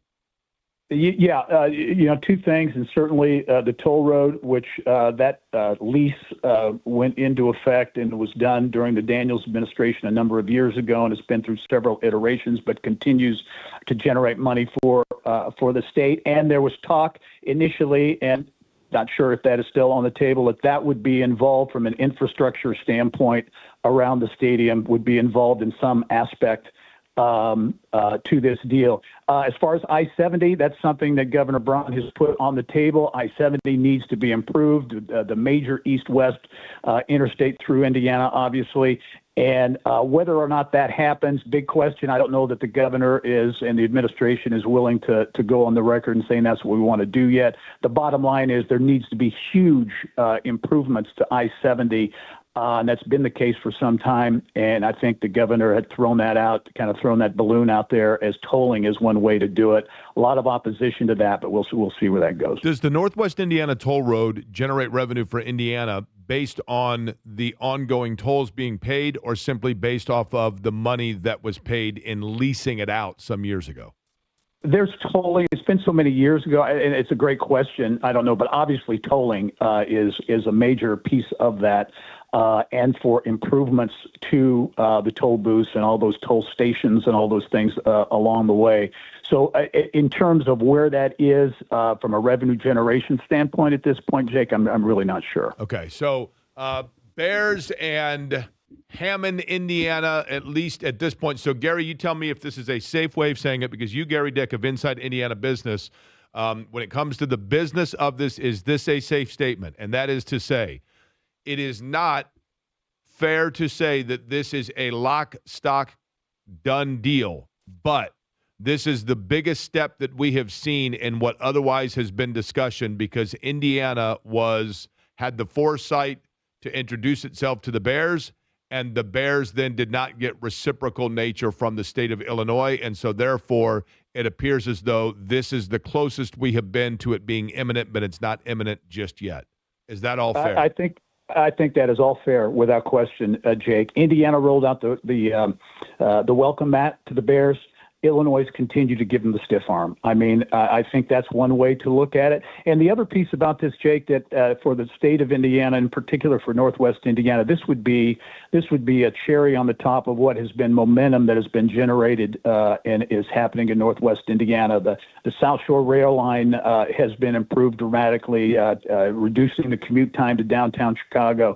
A number of communities are improving their downtowns. There's a lot of positives happening for the first time in years in Northwest Indiana. This would certainly add to that and would be a huge event to be sure for Northwest Indiana. So basically the Bears, when it comes to the state of Illinois, they do the Walter Payton stiff arm, and then they keep doing the stutter step as well, right? Right, exactly. Right, okay. Both. That's right. So Indiana just said jump over the top and cross the goal line. All right. Gary, short notice, and I certainly appreciate you coming on and adding perspective that obviously we can't do here. So I certainly appreciate the time today. Anytime, Jake. Appreciate what you do, my friend. Appreciate it. Gary Dick from Inside Indiana business. Very good stuff there. Very good stuff. Listen, I'm curious also. I am. I know that Kevin's right. Kevin is exactly right. When you go to IU, every third person you meet tells you they're from Chicago. And you're like, oh, wow, that's cool. So, I mean, how far did you grow up from Wrigley? Hour and a half. Well, I know traffic's bad up there, but what do you mean? Well, I actually grew up in Valparaiso. Yeah, there is not a single person in Chicago that considers Valparaiso Chicago, right? But you get down there. So that whole corner of the state has been Chicago, and it would be foolish to think that, the Pacers Bulls, like in 98, that Eastern Conference Finals, part of why that was such a big thing was because there was basically an upper puzzle piece of the state of Indiana that was red and black. And it was kind of this, there's a rivalry that comes with that. And the Colts have done, clearly the Colts have worked very hard to become and try to become Indiana's team. And yet, that upper northwest portion of the state, when you say Indiana's team, for most people is not really considered part of Indiana. I mean, by title it is. Think about this. When you drive to Chicago and you go up 65 and then you get on either 80, 94, and half the time I don't know if I'm on 80 or 94 or 294 or whatever it might be. But every time I've done that drive, it has to be 150 times in my life, right? For various reasons, whether I'm going through Chicago or going to Chicago, whatever it might be. I've done that drive 1,000,000 times. More like 150. Big difference between those two numbers. Never once have I, in that stretch, really, there's always that mark where you're like, I don't know if I'm in Indiana or Illinois. You go like that, when you're on 294 and you go past that huge, it's not a gravel pit, but it's a quarry of some sort. Is that Illinois or Indiana? I don't know, actually. You get up there and you're in East Chicago, so you're like, well, I know I'm in Indiana now, and then you're in Gary, and you're like, okay, I know I'm still in Indiana, but now I'm definitely going west. And part of the reason why you don't know is because Indiana, for whatever reason, decided a couple of years ago that instead of like an impressive sign to welcome you to the state, they're actually just going to slap a bunch of blue paint on an index card and put more in Indiana or some incredibly boring thing that looks like it might be an ad for some sort of side sandwich shop. So you don't even notice when you're crossing in, and then you get to the Illinois side, and there's a big, huge arch like, welcome to Illinois, land of Lincoln. It has his biography on there. And okay, well, that's impressive. But you don't even notice, like half the time, unless you are paying attention to that, it's all one region. It's all one region. And while I understand for Bears fans and certainly for the state of Illinois and the city of Chicago, what it looks like and what it represents to have the team crossing over, Gary's right about the Chiefs. There was no way, I can tell you, and I've cleaned Arrowhead Stadium, the Great Broom Revolt of 1991. My pledge class of the Phi Delta Theta pledge class of the University of Kansas, 1991, they signed us up to clean Arrowhead Stadium after a Chiefs game against the Raiders. And we were like, it's great. We get to go to the game for free. And we were up there sweeping out the upper deck of Arrowhead Stadium at 1 o'clock in the morning, and every other crew had left. And so finally, we're like, enough of this. And this was after one of the guys on my pledge class had found his way into Marty Schottenheimer's office and used the bathroom. And then we took the brooms and we hoisted them down to the lower level and we're like, we're done. And the cleanup crew, or the guy that was in charge of it at Arrowhead, like laughed and was like, I can't believe you guys lasted this long. We got a crew that comes in tomorrow and does the rest of it. But, here's your $75 or whatever for the house. It's a lot of Keystone Lights. But Arrowhead is an iconic venue. If the Chiefs can leave Arrowhead, and go into Missouri, and yes, if you've ever been to Kansas City, State Line Road is literally like Allisonville Road in Indianapolis, or, it's not even 135 on the south side. It's, it's like Bluff Road. It's just a road. It's not a major thoroughfare. You don't even realize when you're crossing over from Kansas City, Kansas to Kansas City, Missouri, because it's all the same city. but different governors, different mayors, all of it. If the Chiefs can leave Arrowhead to go 10 miles away and go play in Kansas instead of Missouri, then all bets are off because Arrowhead is awesome. I don't know what they're going to – I mean, I assume they just tear it down and put additional parking for Kaufman Royal Stadium, I would assume. But that shows you right there that none of these grounds are sacred. None of them. It's Friday. That means Franciscan Health Feel Good, Good for the Heart Friday. We got a really good story about a girl that just said, you know what? I can let this hold me back or I can move forward and represent the state of Indiana on a huge international stage. And that's what she did. We'll get into that. And I have a question for Eddie as well about, am I missing something? Am I sleeping on something? Am I overlooking something and being irresponsible? I'll ask him next.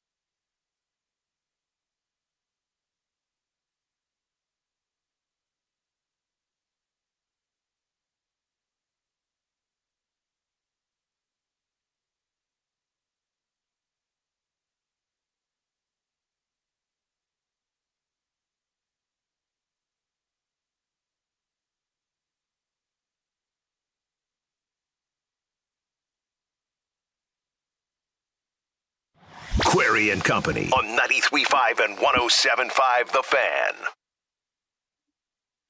Okay, Eddie. I'm going to need you to be. There are a couple of areas where I need your youth and expertise here. One of them is I told you I got to figure this whole car thing out with the infotainment. We can have a party in your car after the show, Jake. How about that? Yeah, I mean it's. But several things have happened lately where I know that I'm not saying you, but where you're like, yeah, you just don't get it. And then Although I will say that, my version of a car party is similar to Jeff Spicoli. okay. I don't know if you would allow that type of party. Listen, just be glad I had fast reflex. Yeah. Can you fix it? Yeah, my old man's got a TV. He's a TV repairman. So that's one area where I'm going to need your. The other is this. I will repeat what I've said before. I really enjoy the Olympics. This year, the Winter Olympics, I really enjoyed it. Because it's just great to have on in the background. Just you always know it's old reliable. It's the old reliable programming. You just know, you know what? I'm going to go home and it's on television. And so you turn it on and there it is. There's something all the time. One of the aspects of sport that I think is very underrated in this regard, the College Baseball World Series has increased drastically in popularity.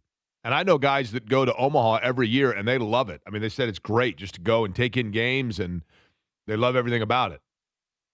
The atmosphere, apparently Omaha's got a cool little downtown by the stadium, and it's really a cool event. There's a bar near the where they play, Jake, that does Jello shots for each of the team, and whichever team has the most, I think the money goes towards a charity. I have to fully look into this, but yeah.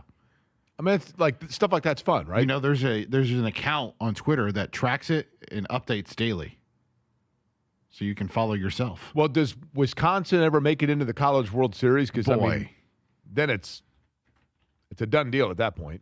Yeah. Last night was the softball. I think I told you my spotter for the 500, who was great, Doug. He was a super cool guy. Yeah, Rocco's Jello Shot Challenge. There's even a website for this. Okay. Excellent.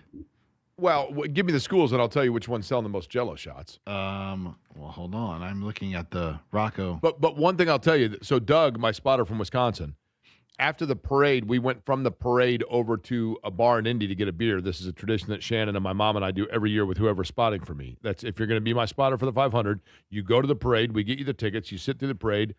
We love the parade. And then you go over and we sit down and we have a beer and, a snack, and then go on about getting ready for the race. And Doug, the guy from Wisconsin, I'd never had this happen before. We go in to sit down, and while we're waiting for them to deliver our beer, he reaches in his cooler and cracks out a Miller Lite and has it while he's waiting. I'm like, Wisconsin's a different breed. He did BYOB to a bar. Really? Yeah. Give me the schools, and I'll tell you which one has sold the most shots, but there's a reason I asked this question. As a matter of fact, you know what? Hang on. Let me think about it. We'll do it on the other side, and I'll tell you what it is that I really need your help in youth when we get the 2 o'clock hour underway next.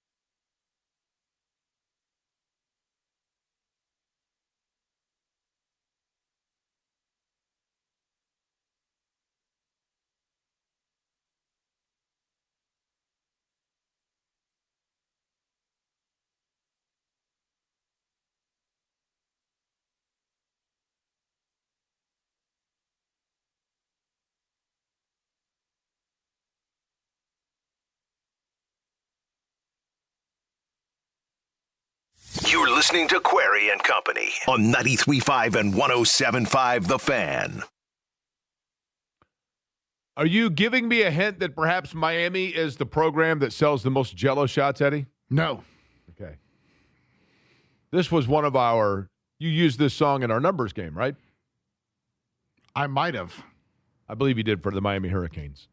Yes, I did. Yes, so yes. do you have a list in front of you? So those that are just joining the program, it's been a busy and newsy day, and we're going to get back into that in a second in regards to the Bears and the state of Indiana. But let's back up to what we were just talking about, the College Baseball World Series. So there is a bar in Omaha. Rocco's. So Rocco's sells Jell-O shots that are connected to or associated with the different teams in the College World Series, and they track who sells the most shots. Now, let me ask this real quick. Mm-hmm. Are the Jell-O shots by flavor and color assigned? So in other words, Wisconsin, if they were in it, I mean, there's your winner. I can tell you right now if it was Wisconsin, but that would be a red Jell-O shot. Maybe somebody's like, you know what, though? My favorite flavor of Jell-O is I love the green Jell-O. I love lime Jell-O.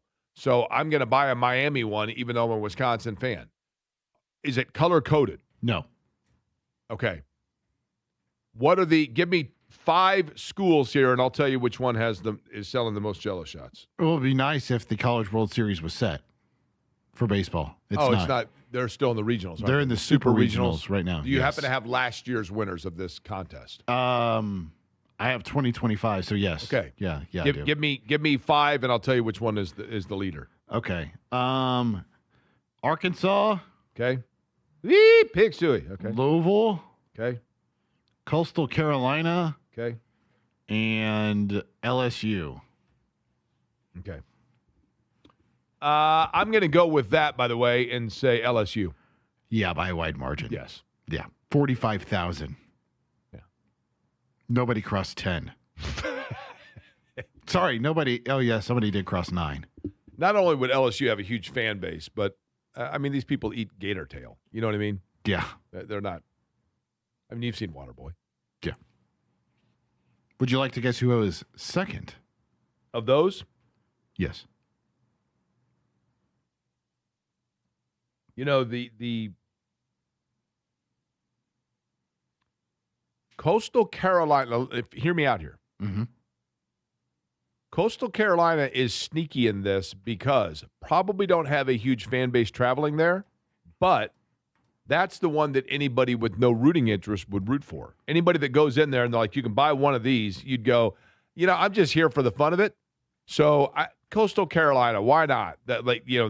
Coastal Carolina's the fan favorite, right? They're the sentimental favorite. But I'm going to say, and Louisville, I can't speak for Louisville baseball. And I like Louisville in basketball.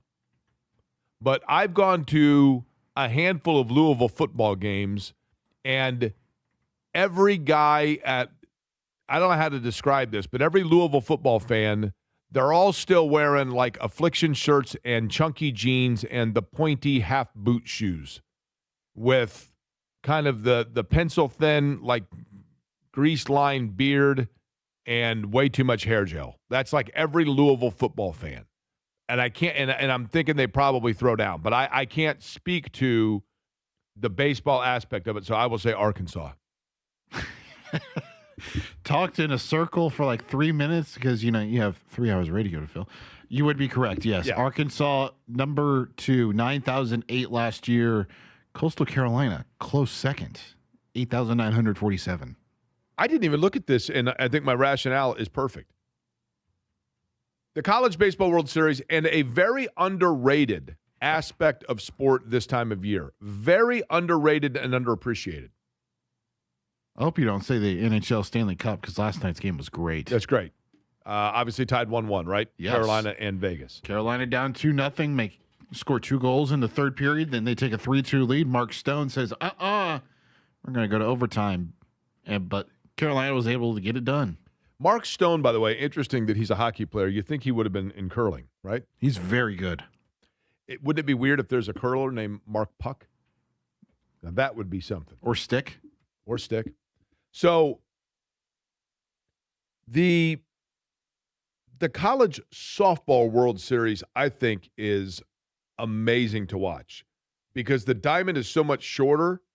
The hand-eye coordination and reaction time in that is so impressive, and I do enjoy watching it as well.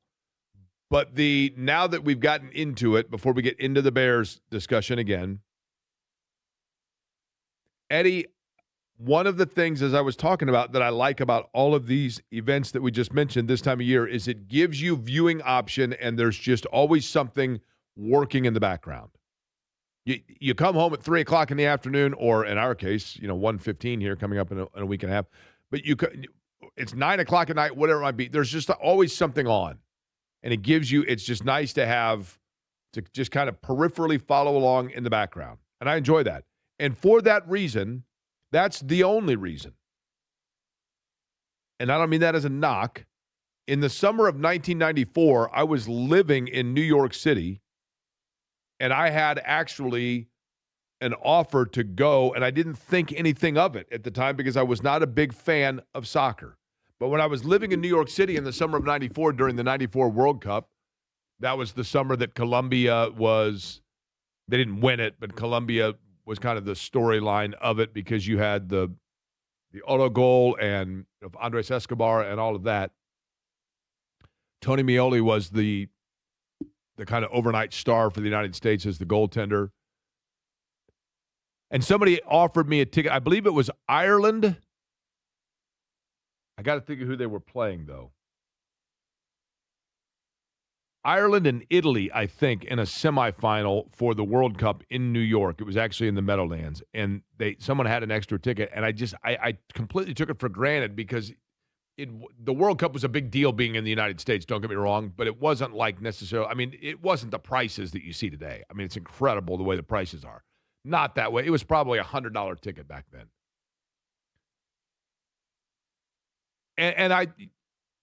So I was like, yeah, it's cool, the World Cup, but I didn't think much of it. Now I like it more for all the reasons I just explained. My question for you, Eddie, is this. As we get set for the World Cup getting underway, which will be next week, and I know that soccer, especially in the European League and, the English Premier League, all of those things, and then obviously Italian League, Spanish leagues, I know how big it is, in particular for younger people that have lasted with it longer than previous generations who get to a certain age and then their attention span moves on to a different sport.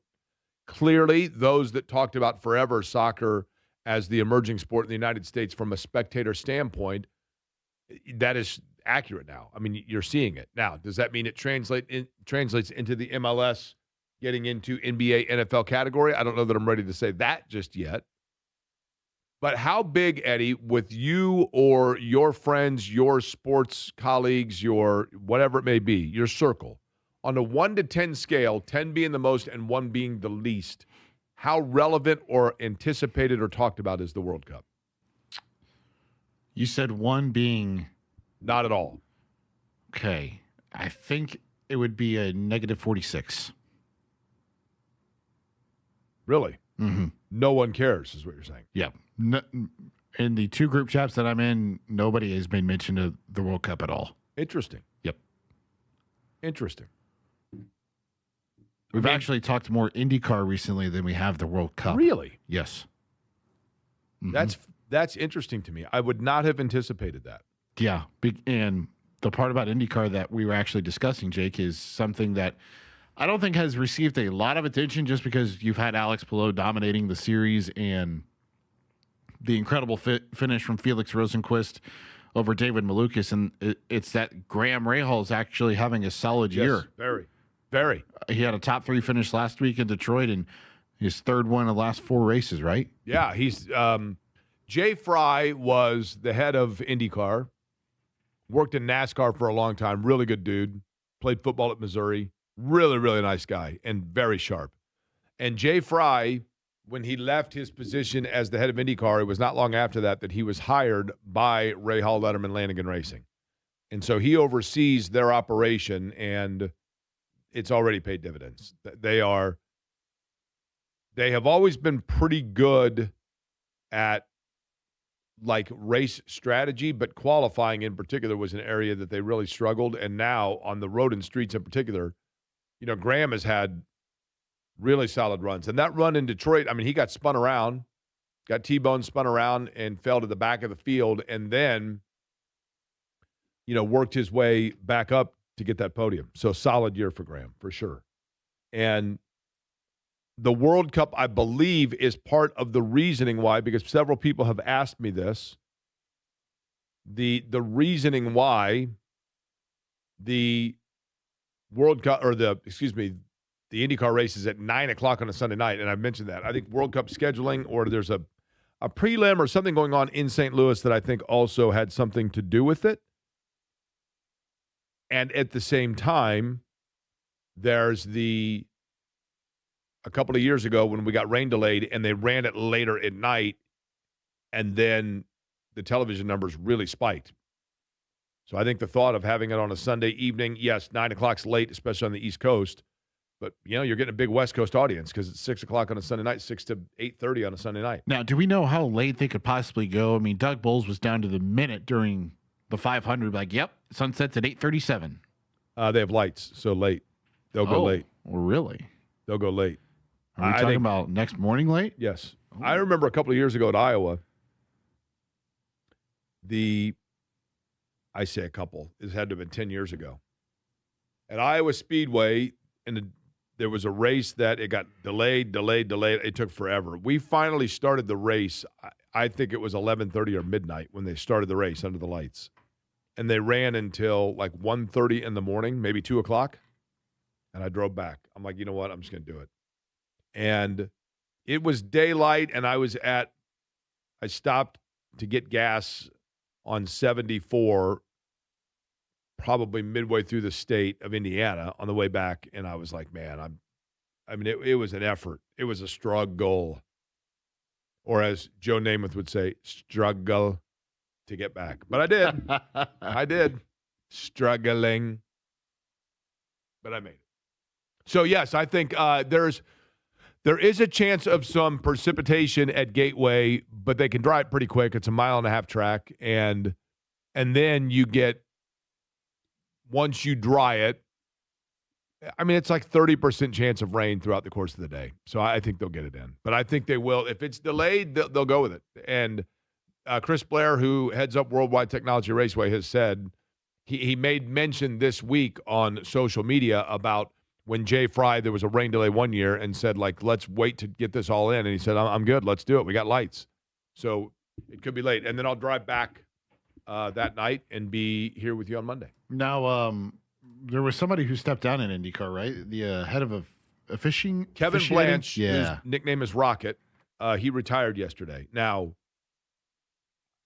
Kevin Blanche is just a good dude. He was a crew chief and one of the best for Panther Racing when Sam Hornish was winning races.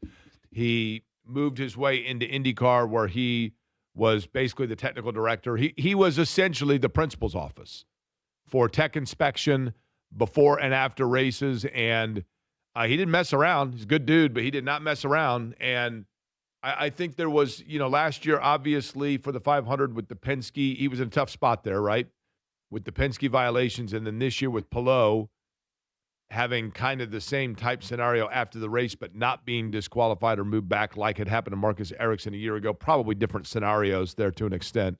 But those circumstances, I think probably there were a lot of people that were like, what's going on? I have no idea if he was he retired. Anytime somebody retires in the middle of the season, that's going to raise question marks. But I don't know whether or not, I have no idea the circumstances of it. I haven't talked to Rocket. I mean, Rocket's what he goes by. Everybody calls him that. I haven't talked to Rocket. Like him a great deal. And certainly hope the best for his retirement, and that's something that he chose to do. And I don't know. I would tell you if I did know. I don't know the specifics on it. Also don't know necessarily the specifics of the fact that the Chicago Bears, best way to say it, I think, is this. And Gary Dick put this in really good terms about 30 minutes ago. But I think what happened, and the easiest way to explain it would be the state of Indiana, and again, I'll repeat what I said earlier. When it comes to politicians and political ideas, there may be 90 things that I disagree with out of somebody and 10 that I'm totally on board with. There might be 50-50, might be 20-80. I don't know. And it's not in the best interest of myself, and certainly it's not in the best interest of the people listening to this radio show for me to sit here and wax poetic and go on about different political agendas, bills, or whatever else that I agree, disagree with, and what have you. For two reasons. Number one, I'm not going to change your mind as a listener. Number two, it's probably arrogant of me to think that you care what I think on a political nature. There are occasions, and I used to be more vociferous than I am now. There are occasions where if I feel that there is something taking place where there is a blatant oppression or there is a group of people that are being marginalized, that it is important for someone to speak up on their behalf, I will never shy from that. But in terms of the everyday politics of this bill, this proposal, that proposal, this spin, that spin, for me to sit here on a sports talk show and go on and on about that is not only arrogant, but it's also ill-advised, because I believe that people that tune in for 3 hours to hear about sports are doing that because there's something that they're wanting to get away from. And in today's world, more often than not, it's the toxicity of politics that people are wanting to get off their mind. So I want everyone, no matter what side of the aisle they're on, no matter what language they primarily speak, no matter what theological base they fall into, I want everybody collectively to have the one thing in common, of the fact that they know that for 3 hours when they come on here, we're going to have some fun and talk about sports. And to violate that would be ill-advised. But I can also, when there are things politically that I look at and say, you know what, this was a visionary idea that we'll see down the road whether or not from a taxpayer standpoint it's one that I agree with. But on the surface, I will give credit, and that is I give credit to the state of Indiana for this. The Bears, playing in Chicago, have been looking for and trying to perfect their home forever. They play in Soldier Field. It's a historic, iconic venue, the columns, everything that it represents. No one has issue with any of that. Older stadiums are tough because they're narrow, they're not convenient, they're a logistic nightmare. Getting in and out of Soldier Field is not easy. The tunnels you got to walk through are narrow, all of that. And then they decided to do the renovation, and they dropped a spaceship on top of it, and then it just looked weird, truth be told. But all that time, the Bears have been asking for, and every team wants new stadium, new amenities, new leases, new opportunity to make money, yada, yada, yada. Fine. And in this circumstance, in this case, seemingly the Bears and the city of Chicago and the state of Illinois have been going back and forth forever. And while this nitpicking was going on, because you have, and more so than most states, Illinois, if you look at the state of Illinois and it's the placement of populace in Illinois, I would bet that 80% the population and the voter base in the state of Illinois is confined within the metro area of Chicago. Peoria's got some people. But outside of that, Illinois is a massive state. Massive. Illinois is literally like Victor Wembanyama, and everybody's living above his shoulders. And therefore, even though that means by populace you have a huge voter base that's going to benefit Chicago, the rest of the state is like, no, we're not a metro area that we need tax dollars for agriculture and other such things in the rest of the state. So there's always this yin and yang in Illinois. Not that there's not in all states, but in Illinois more so than many of them because of the dichotomy of the way it's broken down based on the size of the state, the voters, the legislation, and the state versus city. State versus city. And you can get into the politics of that all you want, read into that all you want, but state versus city, it makes it difficult sometimes for things to get done. And Indiana has an area of our state, and I bleed the torch. I love Indiana. I love everything about it. I love it. I love the flag. I love the torch. I love the 19 stars. I love being the 19th state. All of it. And Indiana has a section of the state that at one time was the epicenter of heart, soul, pride, work ethic, and just grit for this country. U.S. Steel and Inland Steel and J&L Steel. And yes, there are subsidiaries of Bethlehem Steel in Pennsylvania, which was massive. And as I mentioned, my dad worked for O'Neill Steel out of Birmingham, Alabama. Big company. Birmingham, the Pittsburgh of the South. But there were the steel mills and the blue-collar workers of Chicago that had grit, toughness, and pride. And when those mills all started to close because the steel business started to go international, it devastated that region of our state. Devastated it.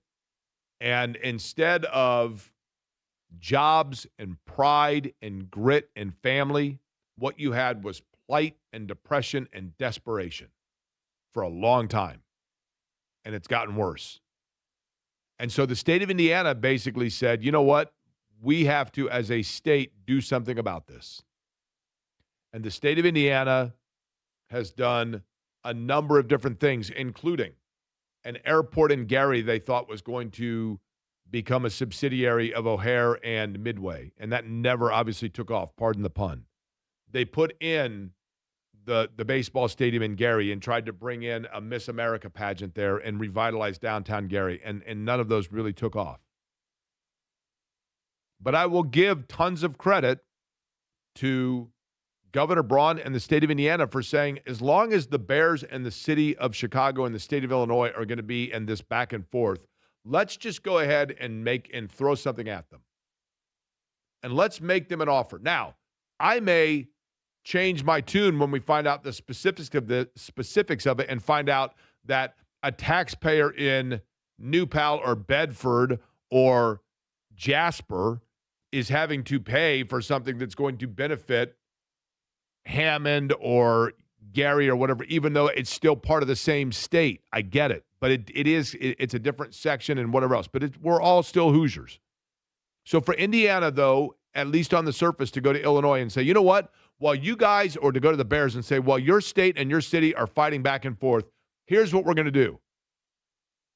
We're going to come up with a Northwest Indiana stadium organization, basically, stadium authority, and we're going to come up with an idea, and we have an area of land here near Hammond, and we will appropriate that area of land, and we will financially do what it takes to help you build a stadium where you can play your games, and we'll build an entertainment district around it. Now, how much does that mean that people coming to a Bears game from Los Angeles are really going to stay in Hammond at the Hampton Inn and eat at Applebee's and then go to the game? I would think they probably will still be staying in Chicago and come in and out. But if there is a visionary of the user tax that can help do this and alleviate the cost to taxpayers, and that brings, even if it's only 10 games a year, and then eventually you do stadiums or other such things, if that is something that can bolster the economy of that area of the state and continue to bring people into Indiana and open their eyes to what this state has to offer that they might not be getting from a revenue or a tax standpoint in Illinois or Chicago, I'm here for it. I'm all about it. And I am 100% opposed to the appropriation of obscene amount of tax dollars towards a private stadium, a privately owned stadium. I mean, so I've got to see what the numbers are on that, and that's for a different time. But as of right now, it appears as though what happened is that Indiana had the foresight to, just like as I mentioned earlier, Jerry and Elaine on Seinfeld, look at a couple that was going back and forth where they had interest in that relationship and say, you know what? We're there for you. We're there for you. If you can't figure this out, and meaning the Bears, if your state and your city can't figure this out and get you a place to build your stadium, then why not Indiana? Trademarked. Why not Indiana? And I applaud Indiana for having the vision, the foresight, and the plan to put that at the Bears and say, we're just going to put this in your lap, take a look over the paperwork, and let us know what you think. And the Bears never walked away from that. And Illinois and the city of Chicago both were saying, that's all a bluff. And then finally, the Bears said, you know what? Here's the offer Indiana made to us. What are you going to do, Land of Lincoln? We can go to Lincoln's boyhood home. So what are you, Land of Lincoln, going to do for us? Are you going to be honest and make me an offer? And the state of Illinois voted on it and said, no, we're not going to match that offer. And the Bears today at noon, right when we came on the air, announced, you know what? Fine. Then we will. We will go and we will hear Indiana's offer. And unless a Hail Mary is thrown at the last minute, we are going to go and play our games in Indiana. And that's where things stand. And it looks like this is the closest we have been to a done deal, but ink has not hit paper. When we come back, it is a Friday. That means Franciscan Health Feel Good, Good for the Heart Friday. And number one in Indiana for interventional coronary care for major cardiac surgery by CareChex. Franciscan Health, the affordable heart scan that is so easy. You can self-refer. You can pay out of pocket. I'll let you know all about that. And a great story of a girl that basically said, I'm not letting something hold me back. I'm running forward. And she's running forward right now as we speak in a very big way, and I think it's awesome. I'll tell you about it next.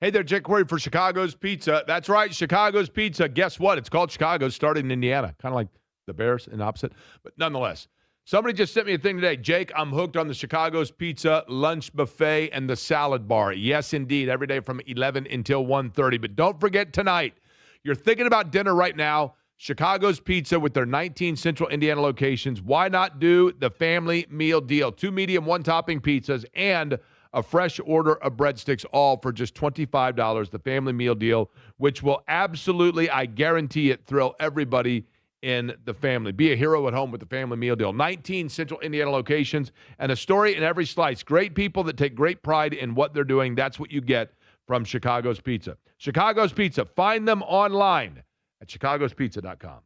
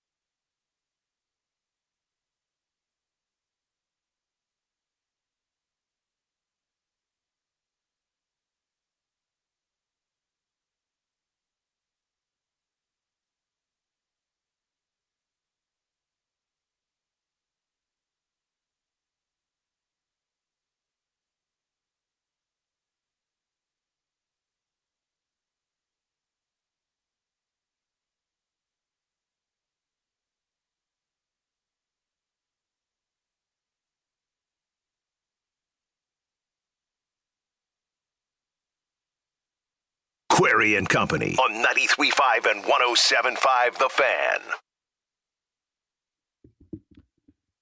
Friday, bottom of the hour. You know what that means in the 2 o'clock hour. It is time for our Franciscan Health Feel Good, Good for the Heart Friday. And, you know, there are a couple of things with Franciscan. And, you know, I got a message earlier. And I always appreciate those that reach out to me with things like this. But I got one earlier from somebody that said, hey, just want to let you know that Franciscan Health saved my life. And, you know, they do that kind of thing, obviously, each and every day when you are dedicated, whether it be in the moment saving one's life or whether it be that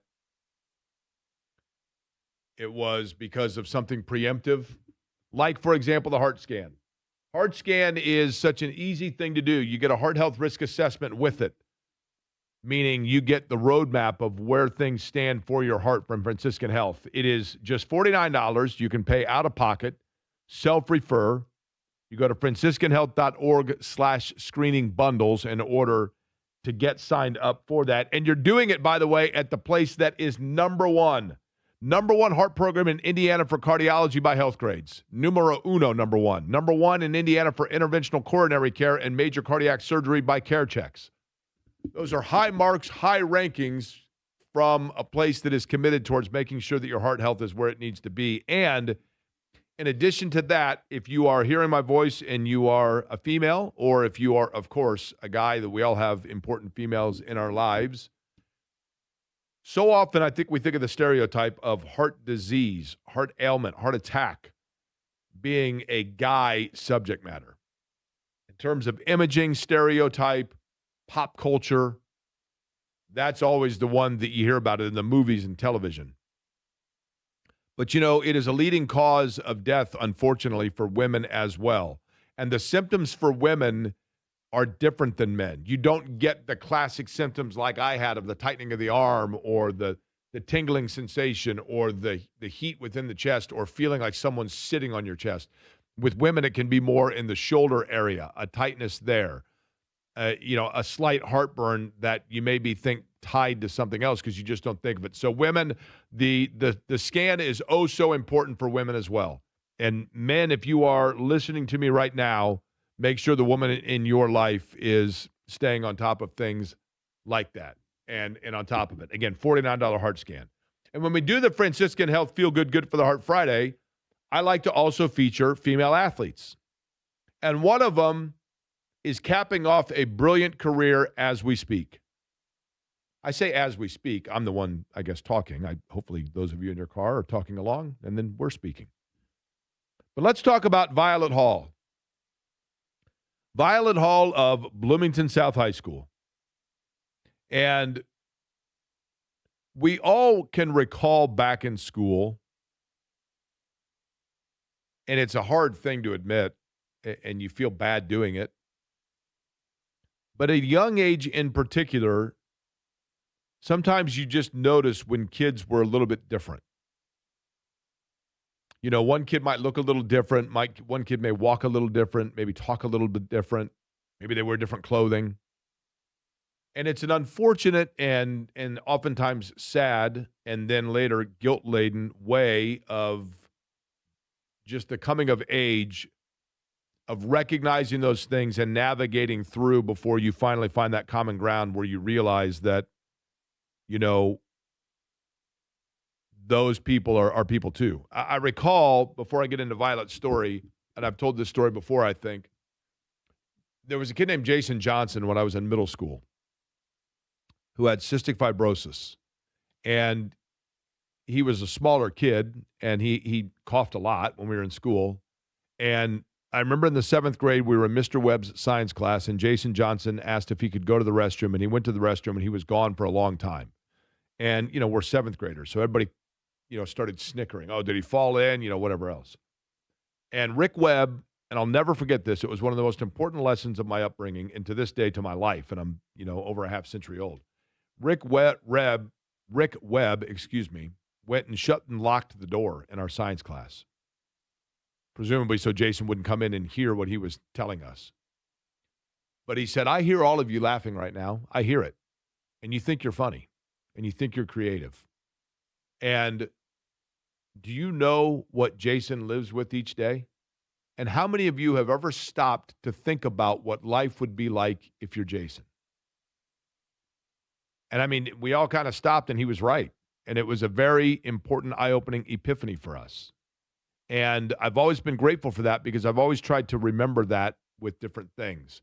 And Violet Hall had to go through that. Not to that level, but Violet Hall, from the time that she was born, had one arm that stopped at the elbow. So she looked different. She was different than other kids. And for sure, she heard the comments. She'd like to play basketball. And I'm sure people said, well, she can't go to her right, can't dribble to her right. She probably heard all the jokes, all the snickers, all the sneers. But she didn't want to run away from what it was that made her different. But rather, she just wanted to run. Loved playing basketball, loved it. But found her true passion was in that liberty and that feeling that came by simply lining up on a track and running. And showing people that, and you would think, to be honest with you, try running with one arm, say, behind your back. I know it sounds ridiculous, and I know it sounds elementary, but the reality is your balance would be a little bit off. It would feel different. But Violet, of course, never felt any different than because she didn't know any different, because that's how she was made. That's how she was, and she was really fast, to the point where, as a matter of fact, she qualified for the World Para Athletics Championships last year in India in two different events, not one, but two different events, running in the 200-meter, also in the 100-meter. She finished 5th in the world in the 200-meter, 8th in the world in the 100-meter at the Para Athletic Championships in India as a junior in high school. And she got to the point in basketball as a young player where her handles were such and her ability was such and her court vision was such that she was starting to get the opportunity, or people talking about maybe she could play in college. But she said, you know what? My vision is actually on doing what is the thing I most love doing, and that's running. And it's not because she was ever running away from anything. She was actually running towards it and saying, look, you might say I run fast for having one arm. I just want to say I run fast. And she has. She has, to the point where Bloomington South is running right now, on this Friday under gorgeous skies. Bloomington South is running right now in the final track meet in the career of Violet Hall. And that track meet happens to be the Indiana High School Athletic Association State Championships, where she has run in a number of different events over the course of her career. Relays, 100-meter, 200-meter, you name it, 4x100, 4x400, she has run in it. And she has run in all of it because she has said, this is not me running away, but running forward. And she has run forward not only to her point in representing Bloomington South, and representing her family in the way of triumph, and representing the rest of us in the state of Indiana on a world stage a year ago, and bringing home two different finishes in two different events. But now she's doing that and will continue to represent the state of Indiana next year on a track scholarship to Bellarmine. All because she simply said, I don't want to be fast because of what it is that people see that makes me different. I want to be fast because of what I see that makes me different, and that is I'm going to be faster than the people I'm competing against. And I think it's awesome. And I congratulate Violet on it, and I certainly look forward to reading about how she represents Bloomington and the state of Indiana during her college career in Bellarmine, and certainly wish her the best of luck right now as those IHSAA State Girls Track Championships are taking place here in Indiana. Again, #1 heart program for cardiology by Health Grades, #1 in Indiana for interventional coronary care. And as we see right there, and as I talked about, women also, so important, that heart scan, because heart disease is prevalent in women and a leading cause of death in the United States. So take the preemptive step of the simple heart scan for just $49. 833-238-0688. That's 833-238-0688 or franciscanhealth.org/screening bundles.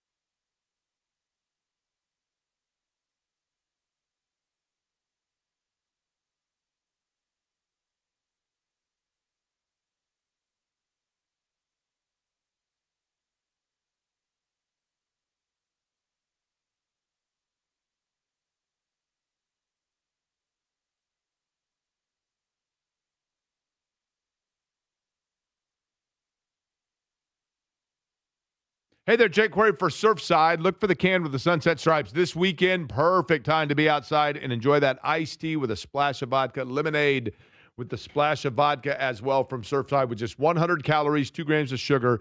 And as you always hear me mention, those no carbonation makes it so smooth. And don't forget, by the way, about Super Light, new from Surfside, the premium vodka plus aid, the sports drinks in fruit punch, orange, lemon lime, and blue chill, and no sugar and just 90 calories and still no carbonation inside Super Light. Wherever you buy your favorite adult beverage, please be 21 with Surfside and please consume responsibly.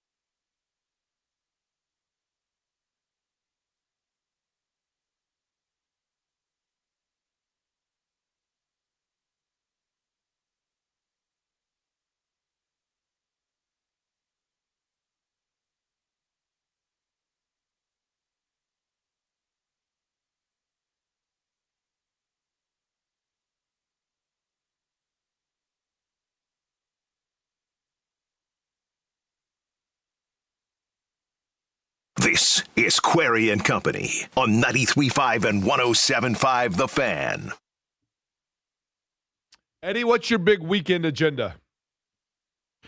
So tonight, I don't think I have anything going on, shockingly enough. Tomorrow, hosting Indiana Sports Talk while Bob Lovell is on his summer vacation. Okay. What are you doing this weekend? I'll be back in my old stomping grounds.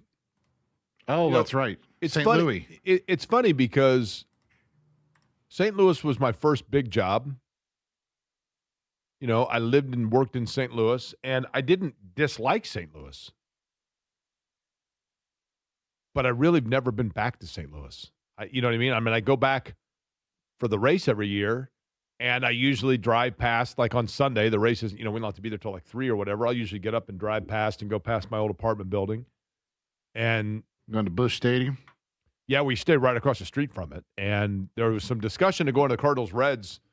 I think it's a day game on Sunday, and we don't have to be at the track until like 5 or something. But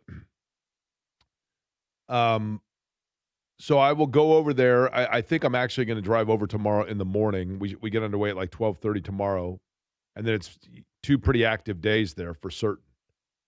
And it's going to be warm. It's going to be, you know, the temperature is going to be toasty. It always is. What is the practice schedule and qual schedule for this weekend, Jake? I know they're racing pretty late on Sunday. I think it's 8 o'clock Eastern. 9 or is it 9 o'clock Eastern, 8 o'clock Central? I don't know. Looking at it right here. You ready? Yep. Here is the schedule for this weekend. Okay, so you have tomorrow, 11:30 until 12:30. Okay, do you want Indy time? Of course, we are in Eastern. Okay, 12:30 to 1:35 IndyCar practice. 2:05 to 3 o'clock Indy next practice. 3:30 to 4:40 IndyCar quals. 5:05 to 5:55 Indy next quals, and then a 2-hour practice, 7:05 until 9:05. Oh, I'm sorry, that 8:05 to see, now I'm getting the times all screwed up because I'm going Central. Basically for IndyCar, what you need to know is this: 12:30 to 1:35 tomorrow is practice. Qualifying is 4:30 until 5:40, and IndyCar practice 8:05 to 10:05 p.m. tomorrow night. Then on Sunday, the Indy next race is at 5:25 in the afternoon. The IndyCar race at 8:30 in the evening Indy time. And you can hear that on the Fan Sunday night. Correct. Green flag will fall at 9 o'clock. And then back, and that is all, of course, weather permitting, but hopefully we get everything in. Do you want anything back from St. Louis? I don't think you can bring me back barbecue, so I'm good. Some Italian from the Hill? I've actually never had that. I always go there. The few times that I've been in St. Louis, I've always gone for the barbecue. Yeah, the Hill is quite it's the popular place for certain where all the Italian restaurants are. J&B has arrived on a Friday. When I get to St. Louis, you know what I do? Can't wait to get the hell back out of St. Louis. That's exactly right. Because it's a piece of crap. I hate it. I don't disagree with that. I lived, like I said, I lived there and it was fine and I enjoyed it, but I've never gone back since to like hang out or anything. It's just old city. Films that took place with the background of St. Louis. Oh boy, there has to be something baseball related, I would think historically. But do you know? The only one I can think of is, I believe, the film. The Ron Howard classic Parenthood from 1989 had a backdrop of suburban St. Louis, I believe, and not East St. Louis either, but suburban St. Louis in Missouri, I believe. Parenthood, because they were all rocking. What about Vacation? Well, and they went through it, yeah. They went through it. Yeah. What was it? What was it they spray painted on the car? Hey, lips was the second word, I think, right? Yeah. So my favorite was Chevy Chase rolling down the window and said, "Excuse me, Holmes." What it be, bro? Excuse me, Holmes. Excuse me, Holmes. What it be, bro? Listen, I was wanting to know if you can tell me how to get back to the interstate. Excuse me, Holmes. Roll them up. So, nothing else, St. Louis? Come to mind. There's got to be something we're missing right here.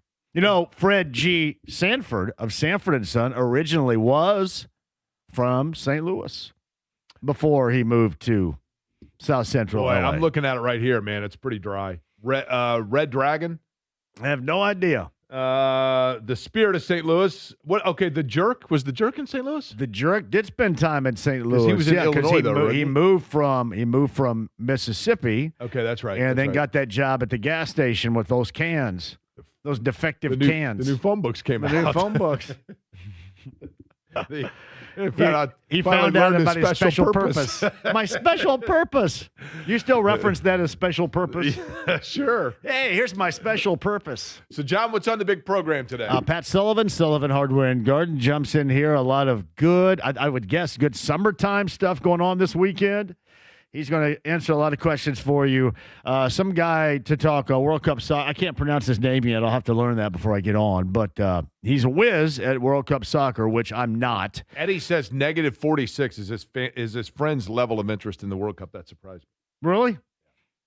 Zero. I will watch it. I agree because with you. I get patriotic when Team USA is against. I get a little bit aroused. And I can't lie. I always my special purpose. You know, sometimes if I'm watching a game, I'll root for the country that I think it would bring the most joy to those people, right? Yeah. Like smaller, Ghana or something. I'm like, Iceland. It'd be a big deal. Remember years ago, Yeah, Iceland? They were great defensively. No, right? when they did that whole cheer started there. And then you always get the New Zealand haka dance or whatever. No. So I get patriotic about Team USA, and then they always fail because they stink.